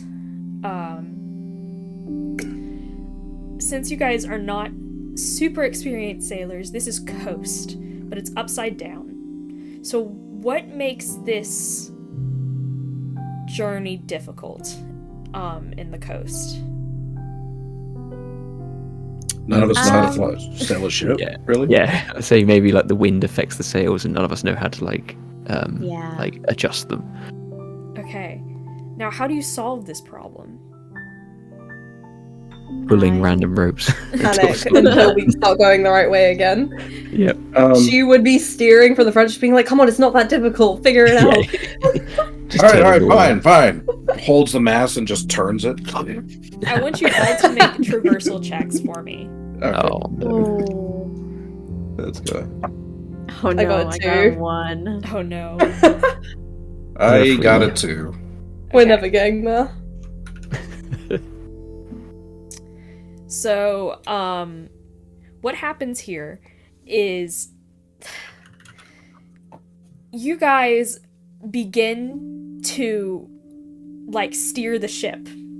Oh, like, not really, though. It's choppy, it's not great, you guys almost fall overboard, but you don't. The ship somehow keeps you upright, so it's not really your doing, it's the ship's. But here we come to the final journey phase, which is a fog. So the fog card is also upside down. Now here you can see a bunch of will-o-wisps kind of pulsing in this fog, and you enter the fog, and in the distance you can see a town that is ramshackled. It's run down. It doesn't look like anyone's lived here for years. And so this is like an island town. The docks are like falling apart, but there's small little beads of light as the wisps pulse and pulse and pulse. It's like a landing strip. Yeah, pretty much. But the wisps, the voices are very loud at this point, and you can start to hear what you now know is help in Grian, Old Grian. And so, and it's like and you start to, and now it's more than just the voices. You feel feelings of entrapment, and you feel feelings of claustrophobia, and you feel like something is like circling around your neck tightly, like something is choking you. It's weird. It's a weird sensation. And now you come towards the docks, and as this sensation is happening, the ship doesn't stop, and it rams into the docks. I want you all to make a traversal check for me real quick. Another traversal check as I look at the I got a 3. Can I just have Sergeant Guard immediately fly off the ship? Yeah, I'll allow that. So Like a missile. Intentional fail. he just catapults off the ship and into the distance a little bit, maybe into a house. Who knows? Yeah. I'll let the DM. I'll find him later. I want you to take a minor injury, Sergeant. I will take a minor injury. So while 2. carrying a minor energy, the target number of all traversal checks is increased by 1. So, Oof. Okay. What does everyone else get for traversal? 2 3. for me. 3. 3? I didn't hear the other 2. You both said it at the same time. 2. And 3? 3? Okay. 2 for Salazar. Okay. So you all take minor injuries as the ship kind of that's nice. like Aw. and what kind of happens here is that the ship crashes but then immediately disappears. Like as the ship collides with the docks, it like We weren't focusing on it. dissipates. So there's nothing for you to grab onto as you fly into like the junk and just the the disgustingness of this ocean and these docks. So that's your minor injury. Damn. Well, guys, Chancey's I think we gonna, need to like- go find ourselves a doctor. Chancey's gonna get up and like brush herself off, and she's gonna be like, "What the hell was that? I was staring at the ship the whole time." You know, I'm gonna look at the vacant space and think, I'm not entirely sure the rules apply here. Well, looks like we live here now. Oh, great. What was Can that? someone fix him? And you just see a hand like pop out of the dock. And I'll try and help you out. Oh, thank you. Imagine it was just like your legs sticking out. All right. I'm assuming you're grabbing onto the hand. Yeah. Okay, it pops off. Oh! Guys, I need a little more help here. What did you do? I don't know. I just tried to help him, and the whole thing came off. Is there anything inside the gap that we can now see? In that, arm? Yes, you can actually see what appears to be a very complex series of little gears and wires. Damn.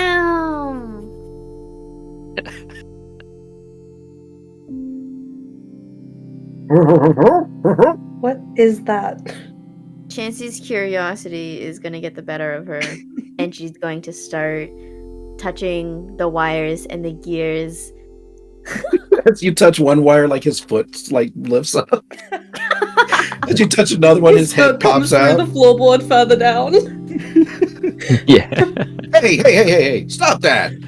Are robots a common thing in the world? I will say constructs are. Constructs. Okay. So, but nothing like this. What is it? And I want to keep hitting wires and seeing what happens. Okay. Am I okay to finally reveal the secret? Mm-hmm. Okay. So, as you all are touching wires and randomly making Sergeant Guard's body go this way and that, you can see the little helmet, the like little visor like lifts up, and outside pops out like a little furry mouse face, and it's like, hey, Oh look my at that! I spent a long time getting this working, and you guys are gonna break it. I want to pick him up. Chancey's just wide mouth, gaping maw at what has just happened. I want to pick him up and show him around. Be like, look at him! It's a mouse. No. As he gets like picked up, and he's like struggling a little bit, but it's like a very serious grumpy kind of struggle.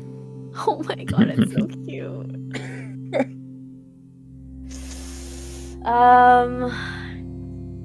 She'll kind of slowly put the arm back onto the rest of the body. It kind of like clicks into place. Despite its appearances, it actually is relatively well put together. It's just really weathered and beaten. Thank you for that. Now, if you could put me back in the visor, we can continue on our mission. Chip chip. I have so many questions. Is animals talking a common thing as well? No. The only... She's gonna like just lean closer and be like, what are you? I'm Sergeant Guard. So, and I have gone on many a journey to get this suit of armor put together. I will say, anyone who is not Sergeant Guard can make an deduction roll or an observation roll for me and try to figure out what he is. I got a 1. A 1. Wait, I have... No, never mind. I also got a 1. Okay. I got a I'm 5. like, wow, it's You got a 5, mouse. Avi? Yeah. Okay. Now, there are such things as monsters in this world, but this isn't quite a monster. This is what Mappa Mundi would consider a creature. Something between a creature and a monster. Something with intelligence that is created by fate itself. Almost human-like. But this looks like a one-of-a-kind animal. Or monster. If you're okay with that, Rygon. No, that's perfectly fine. Okay. That's just kind of what I had in mind for that. Oh, now then. Is this why you were staring at the wall earlier? Staring at what wall? I was looking at all the nice merchandise on the lower shelf.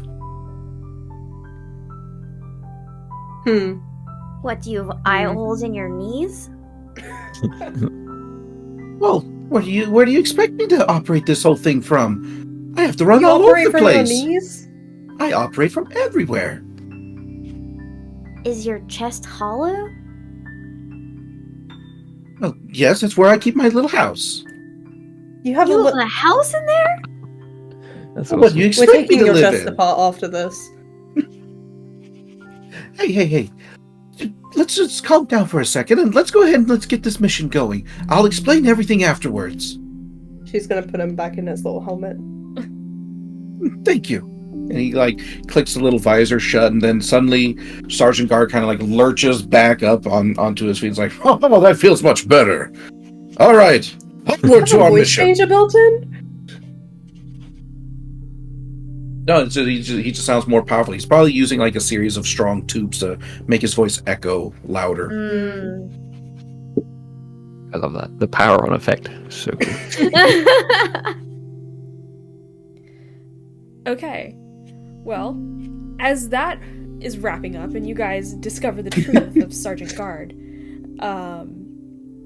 you begin to realize that the will-o-wisps are almost forming like a line, leading you to like where the closer to the city, closer to the center of this town city, and they're becoming more hypnotizing.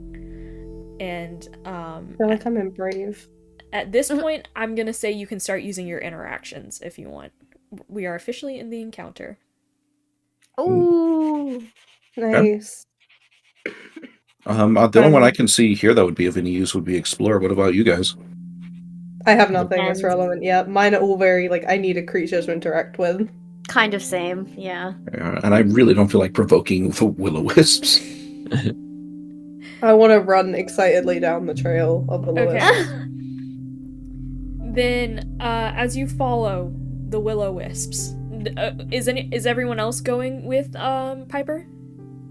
Could Yes. I use the diagnose interaction? Because it says that I can identify trauma in monsters and creatures. Can I use that on the will-o-wisps? Yeah. Let me see Okay. real quick. Let me look at. Oh, I have a skill I want to use after. I remember I have it now. Diagnose can be used. Okay. Let me check something. It just mentions emotional behaviors, which could be interesting. Okay.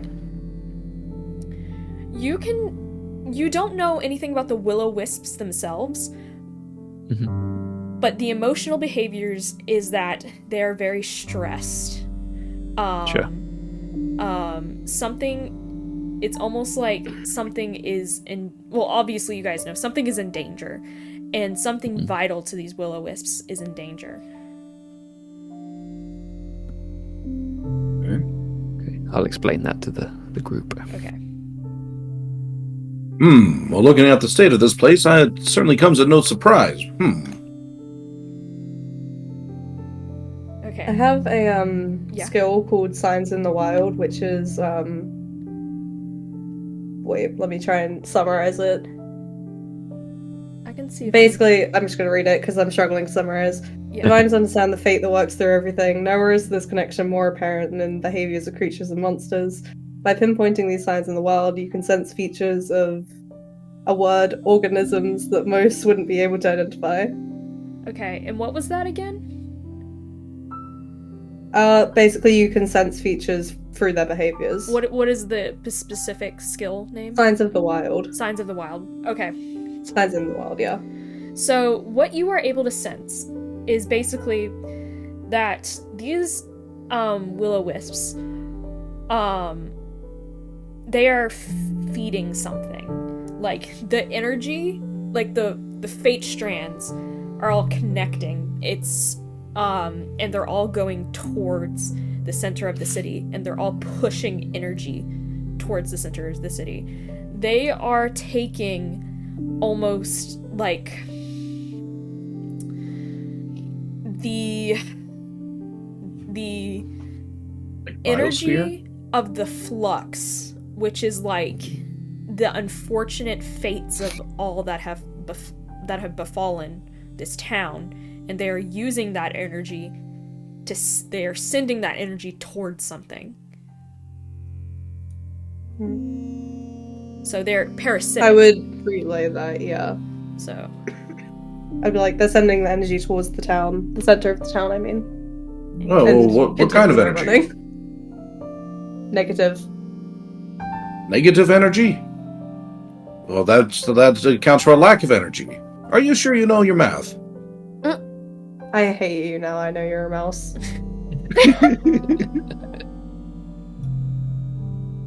I'm gonna just sort of pipe up and say these things are pretty stressed.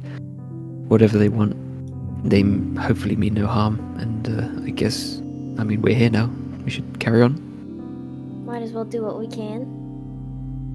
okay. I agree. So as you guys get closer to the center of the town, I want you to make a traversal check for me. I should have put this as and- D6.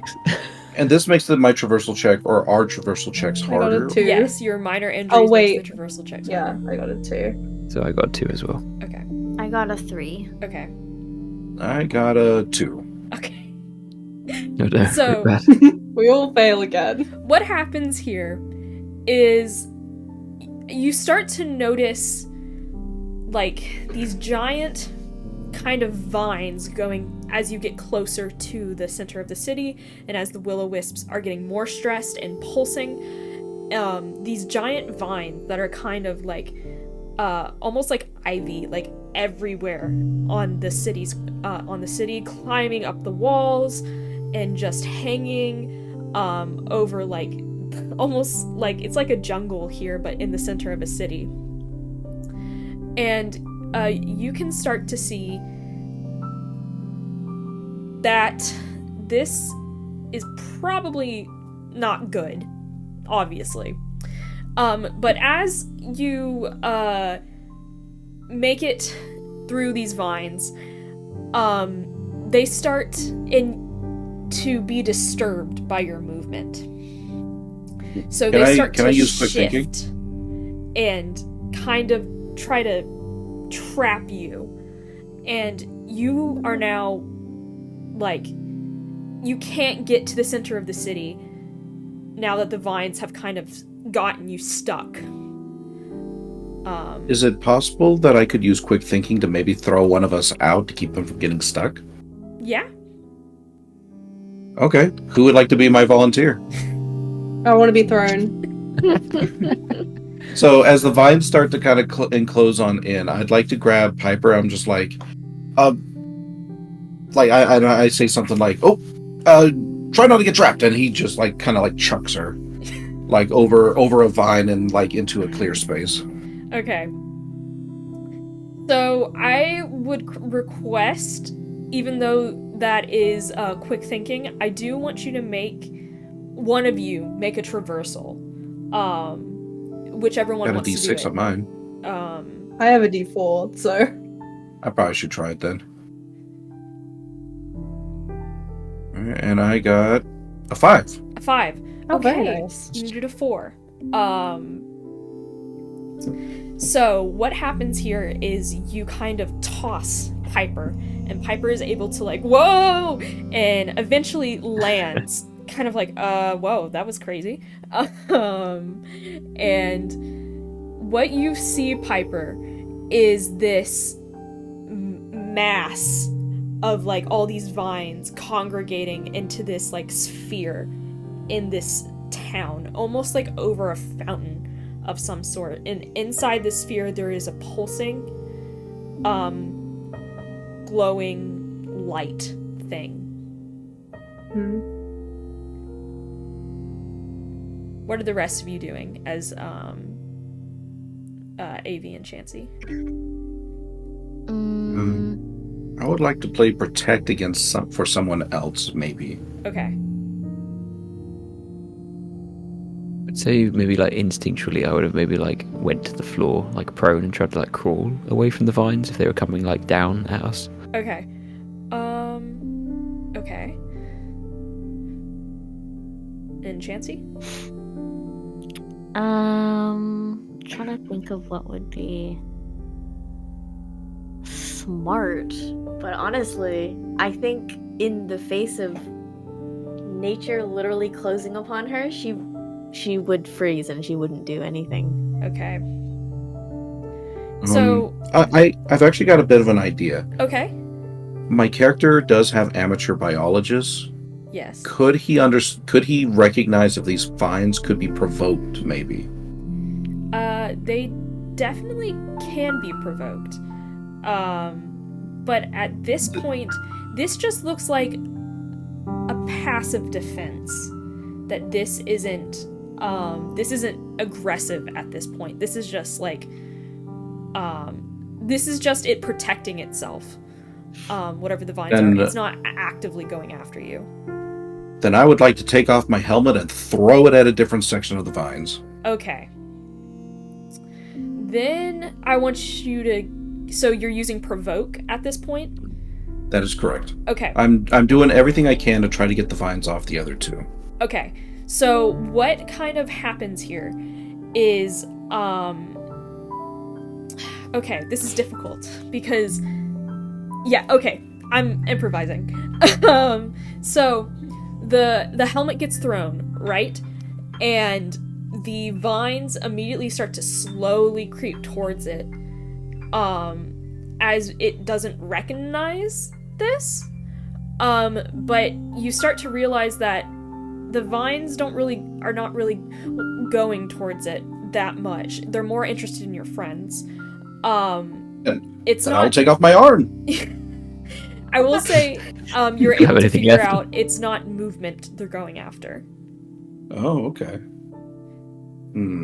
Could it be heat? I would say...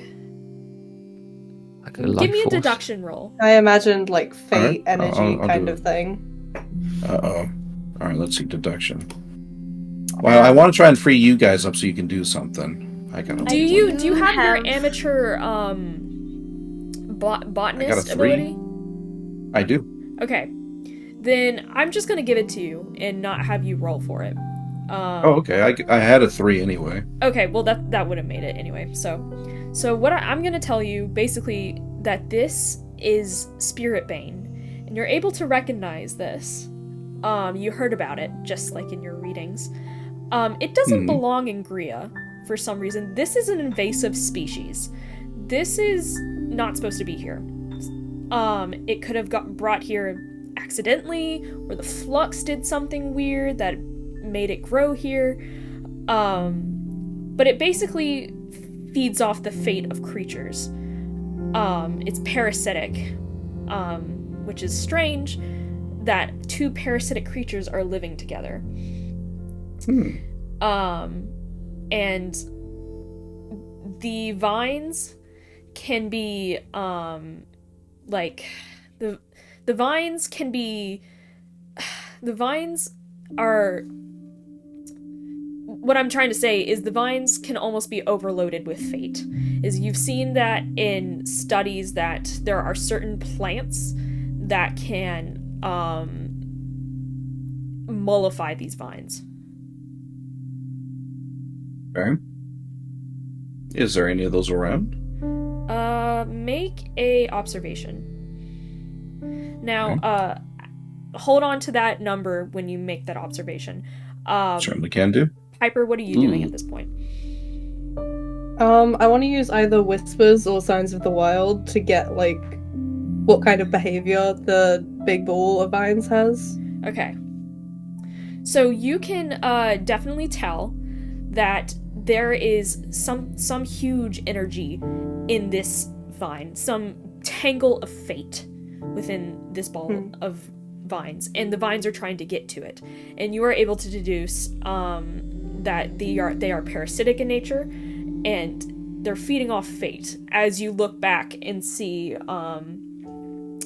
Sergeant throw a helmet and not, the vines don't really go after it. Like, they're curious about it, but they're like, we don't want that. And you're able to deduce through your divination, and you feel the threads of fate almost going through these creatures like blood vessels.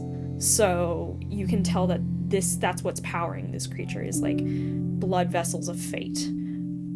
But then the fate kind of moves weird, pushes them, pulls them as they want to get more. So yeah, something in the middle of this is very much okay. So the thing in the middle is strings of fate. There is a lot of fate on this creature, whatever it is. And I think you're able to deduce from looking at it that this is very similar to the material that you held in your hands, and it's similar to the will-o-wisps, but bigger, but more powerful. It's more hypnotizing. It's it's like moving faster, but it's singing. Like, there's a sweet hum coming from all the surrounding will-o-wisps that are avoiding the plants. So there is something to this that is different than the other will-o-wisps, but it seems to be similar in nature. So it's like a ball of energy and the vines are around it? Yeah. Yeah, okay. Can I see the energy, or is it just covered by the vines? The creature. Yeah, the energy creature. ball thing. Could you make an observation for me? Yeah. I got a 4. A 4. Okay. Yes, you are able to see this creature. And what it looks like is like a like a woman, almost. It's one of those, like, creepy kind of, like, ghost figures. But as you look at it, you start to become more hypnotized by it, and you start to hear more voices, and you start to feel your fate being drawn towards it. And then you hear something. And a voice kind of saying, breathing, help. I need it. And you can feel like almost this immaterial pull and hand reach out for your help. Can I use memories as the skill? What does that do specifically? It's basically the memories of the place you're in. Okay. So what you can see is as you make contact with the strings of fate, I guess, you start to see that a disease took this place, and started to kill off the people, but then a natural disaster happened, and another natural disaster happened, and then there was another disease, and then just all these bad things started happening here, and finally the people had to leave, and this will-o-wisp, this creature that is a bigger will-o-wisp, basically, is, feeds off of unfortunate fate. So, and there is plenty of unfortunate fate here. So, yeah, so there's so much unfortunate fate that happened here, that this mother will-o-wisp is being so empowered that this other parasitic being, these vines, found it. And how they got here, you're unsure. The will-o-wisp doesn't even know. But these vines are drawn to it because they also feed on fate, but just regular fate, not like unfortunate fate. But these vines have trapped this creature. Does Can that I make get sense? past the... Yeah, I get it. Okay. Can I get past the vines and, like, get to the will-o-wisp, or no? What are your interactions, real quick? I have gift, soothe, and touch. Okay. I think if you can come up with a creative interaction, I'll let you do it. Well, you said, like, the outstretched hand thing. I wanted to try and hold its hand and use soothe. Okay. So, you reach out a piece of your fate to soothe it. And, its power starts to reawaken, and the vines start to shift again. You've soothed it for now, and it won't be hostile to you, as it's confused as to whether you want to help or hurt it, even though it's asking for help. So it's no longer hostile, and will help you guys help it, basically. But as a piece of fate, of your fate, touches it, you realize that this is the Alma will-o-wisp. This is a creature made of many will-o-wisps that can rapidly disperse and come together. So it's a lot of power in one place. And you can start to see from your memories that it's sent out its will-o-wisps before it was contained by these vines to get help. And then the will-o-wisps created this kind of ship because of the power of the Alma will-o-wisp, and they were able to send like an SOS signal basically to Leon. Can I tell what it wants me to do to help it? Like through whispers or signs of the world, whatever? It is gesturing. Well, like, not gesturing, but the vibe is that it needs you to mollify the vines. So, which is when we're gonna, hold on. And you see in your mind this like white flower with a yellow center. And it's kind of like urging you to get this flower. And this is when we're cutting back to Rygon. Rygon, what did you roll? Sorry, that took a little while. You know what? And this is a very tender moment. We can just ignore this roll. Just move past it. I get to sit on a bad roll for that long. He rolled a 1. Oh my gosh, I'm so sorry. Oh, no. So you are not able to spot any of these plants that you wanted to find around. But now that the vines have kind of settled, because of the energy that the Alma Will-O-Wisp has awakened, so now all the vines are like kind of slowly going back, hoping to get more fate from it. I will say Chancey and Avi are able to safely get out of the vines. So what would you guys like to do, Chancey and Avi? You've kind of been on hold for a little bit. I would try to just regroup. Oh, I would have called out to them as well that we need to find the white flower with the yellow center? Yes. Okay. White flower, yellow center. Is there any way I might recognize that, and Yes. if it might be attached to a larger plant?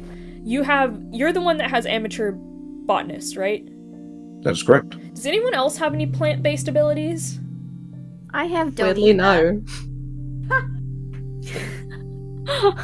Don't eat that is I have good knowledge of both edible and poisonous foods found in your home region. Okay. And Avi, do you have anything nature-based? Because if everyone has something nature-based, I'm just gonna give it to you guys. I have take samples, but I kind of was like leaving that to like the bird sort of thing. Other than that, I have geography and skill. If you want to like expand that to biology, but that seems a little bit of a stretch. Okay. So this is what I'll say. Is that Sargent is able to figure out, after the description, is able to figure out this flower is called, Chafeweed, or otherwise known as Life Everlasting. Now, its scientific name is Anaphalis margaritaceae. Kia, I think is how you pronounce that. And it is said to grant life by pulling the strings of fate. It is used to revive stillborns and cure the elderly within Gria, but it's not used outside of Gria, it wasn't used outside of Gria, and now that practice has fallen, since Gria has fallen, like this town of Gria has fallen.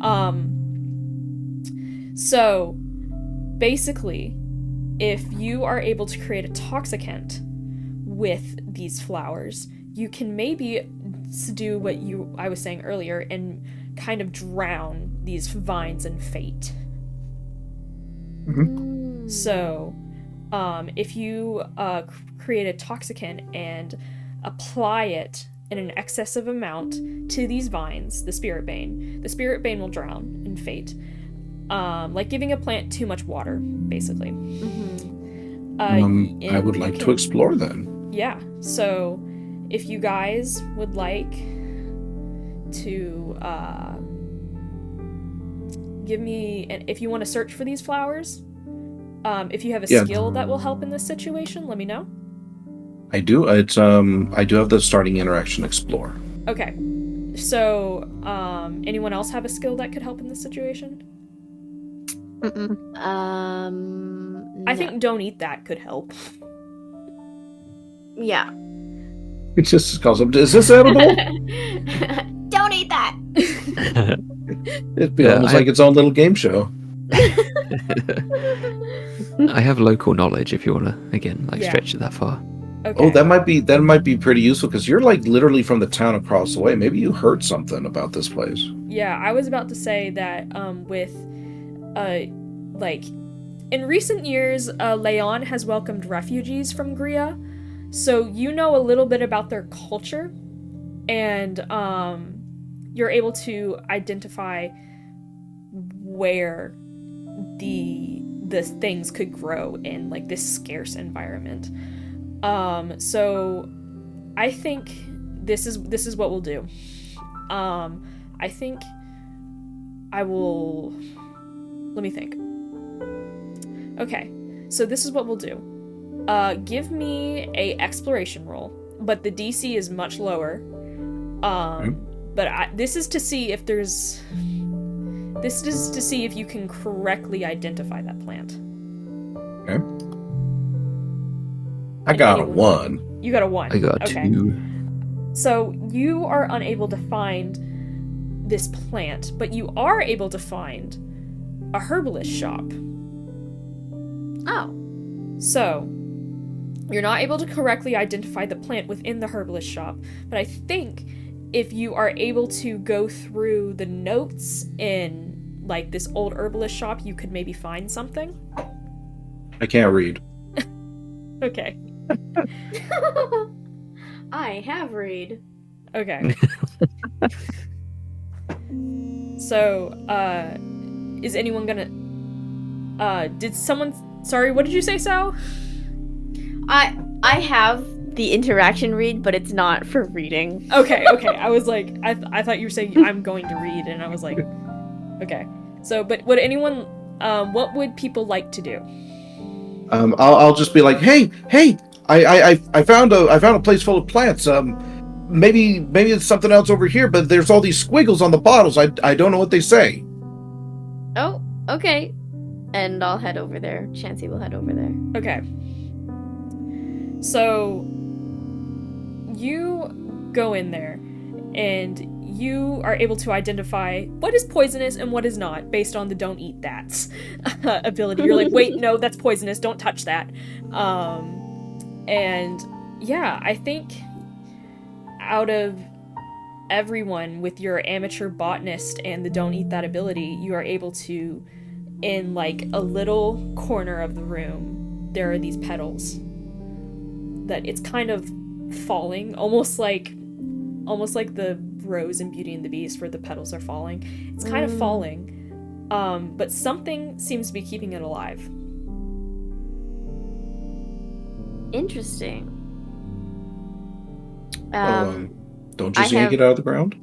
I have gloves in my pouch, so I will put my gloves on, and I will try to pluck the flower.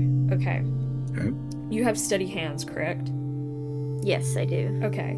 Then I'm going to go ahead and give it to you that you are able to successfully get this flower out of the ground. And if now all that's left is to successfully create a toxicant.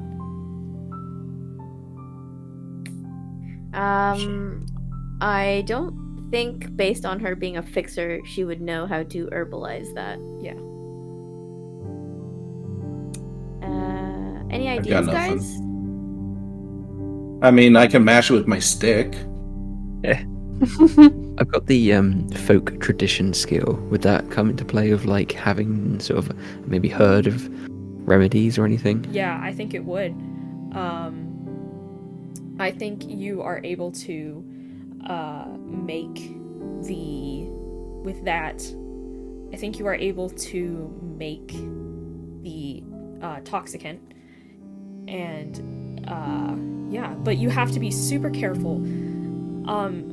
You start to realize if you apply too much to the vines, it may become overpowered and kill the will-o-wisps. But if you apply too little, it will just not do anything. So you need to be very careful when applying. Okay. Can I make several batches? Like, is there enough to do that, or is there only enough to make one? There's enough to make like 2. Okay. Can I try like what I think would be right, and then maybe something like slightly weaker to maybe test that first? Yeah.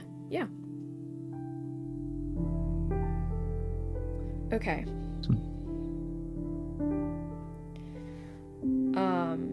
And Piper, what are you doing at this point?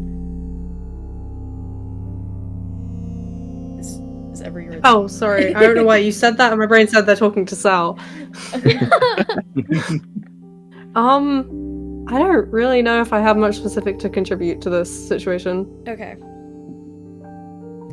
All right. So you Oh, successfully. wait. Sorry, make... my headset died. Give me 1 second. Okay, you're good. So you successfully make the toxicant. What would you like to do now?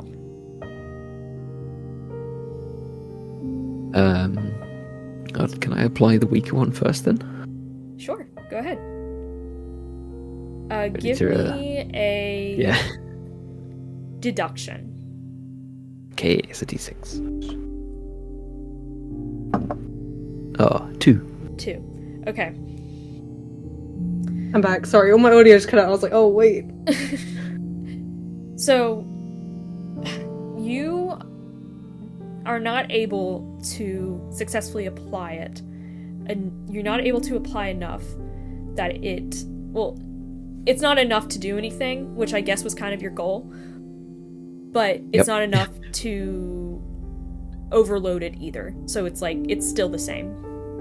Sure. Can I try the second one on like a different part so I don't like double the dose? Yeah. Give me another Okay. deduction. Okay. A 2. A 2. Again. Okay. So here's Oh, what no. happens. We do have the fate point, don't we? Yeah, we do have fate points, so you guys can use Can I fate points. use it? Can I use that? Yeah, go ahead. Sweet. And that's just a reroll? It's you flip a coin, you pick heads or tails Oh, yes. beforehand, and you just tell me what the So can I roll the d4 and half it yes. to do the one? Yeah, I'll the say you d2? can. 1. So I'm going to keep that as a 1. I'm not going to half that. Okay. So So, so is that okay? Wait. What were you 3 in saying? total? What did you call beforehand? 2. You need and the then up to 3. Okay. Say that again. You both talked at the same time. Yep, my bad. Was it the numbers? It was 2 and then plus 1? Is that what you're asking? I'm asking what number, because did you call beforehand? Did you call 1 to 2 or 3 to 3 4? 4. Yeah. Because it's like you're calling heads or tails was Yeah. the idea. Oh, I thought you could just do... Because it's a d2, isn't it? Yeah, Yeah, but on the D2 it's like a coin, so you call heads or tails. I think. But then is if how it's that a works. d4, it's just like... So If you half it... Pick it 1 or 2 or replicates 3 the and d2. 4. Or odds or evens. yeah, you can do Odds or evens, yeah. Let me make sure I'm doing this correctly, because I don't Okay, want my bad. George to get mad at me.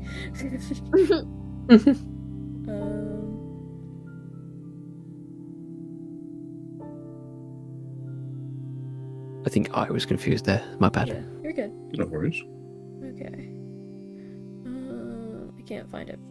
And if this is wrong, I apologize, but we'll just say it's like this for now, as Sure. I can't find it. So pick a number. Okay. Do I have to do like an odds and evens if we Yeah, want to you do can like do a 50-50? odds and evens, 1 to 2, 3 I'll to 4. I'll pick even then. Okay. And it's a 1 still. Damn it. Wow. Damn. Okay.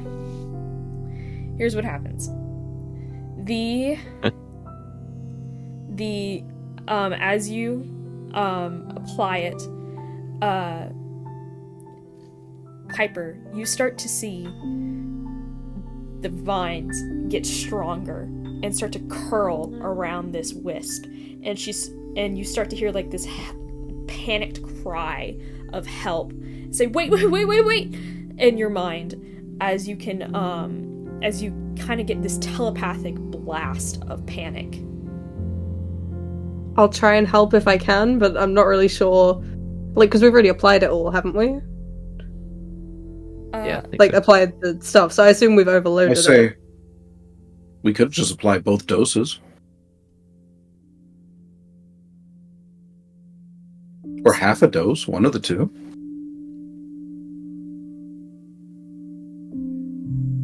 I guess it's up to Can GM if I've done if I applied everything in those 2 vials I'm or if I thinking. tried a little bit. I think since you rolled low, you wouldn't have applied everything. Sure. You would have stopped. You wouldn't have just like dumped it. you know? Can I roll like Signs of the Wilds to get behavior on whether they're like overpowered now or still just not affected by it? Yeah. What are your interactions? And remember, you guys do have interactions that I have Gift, Soothe, and Touch. Gift, Soothe, and Touch. Okay. Touch could work because it's like verify something you think with your eyes by touching something. Yeah. So like if I think it's overpowered, I could touch it. Okay. Would you like to do that? Mm-hmm. Okay. So, you start to reach down and touch it, and the vines kind of curl back as you touch it and like grab you, and they start to try to pull. There it is again. What the heck? Do you guys? I don't know. I don't know what that is. Maybe something shiny is back there that's like catching the light. Yeah, I don't know. I think it's the thumbs up thing. Yeah, it might be AI yes. triggered to do like an emote when you thumbs up. That's so I think weird. the Apple Will-o-wisp. camera does do that. Okay. But it grabs you, and okay, and it kind of pulls you down. And what happens here is that it starts to almost leech the fate off of you, so you start to hear nothing as it's just like being back in the tunnels, as your connection with the divine threads of fate is cut off as it tries to leech it off of you. But it is not stronger at this point, but it is aggressive now.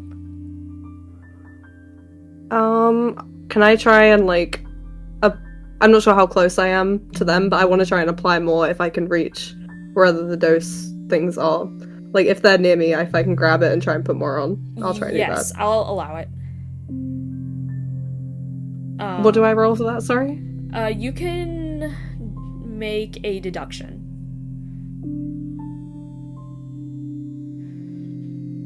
I got a 3. A 3. Okay. Here's what happens in this situation. You start to apply it, and and you start to see like the vines curl, like they're dying, and like curl inwards, and you feel the rush of fate back into you, and it's almost like the breath is knocked out of you as you start to connect to the threads of fate again, and you realize that there is a way to do this if you overload it with your own fate. You just have to hope that your strength will be enough to bring you back. Can I go and do that to the ones like surrounding her then? The Yeah. will-o-wisp? So I want you to I will give me go and attempt to do that. what interactions do you have again? Remind me. Gift, Soothe, and Touch. Touch. Okay. I would say that this is a soothe, if that's okay with you. Yeah. Okay. So basically, you're trying to... What you start to do is almost hum that song that Avi did in the tunnels. Oh, that's cool. And you realize that if you can push enough threads of fate from nature into the vines, you can drown them. Just like with the flower. Except you're using your own body as the toxicant. So this is kind of dangerous. But you feel your friends' fates behind you, and you feel the creature's fate in front of you, and you're able to connect it and kind of make like this safety net for you. I want you to roll a fate point. So I want you to do a coin. I want you to call heads or tails, and I'll tell you what happens. I'll go odds. Odds. Got it. Oh wait, I've done it in a weird way. And with the power of friendship. No, I got a 4. A 4. I like to imagine it's the power of acquaintanceship. Yeah. So here's what happens.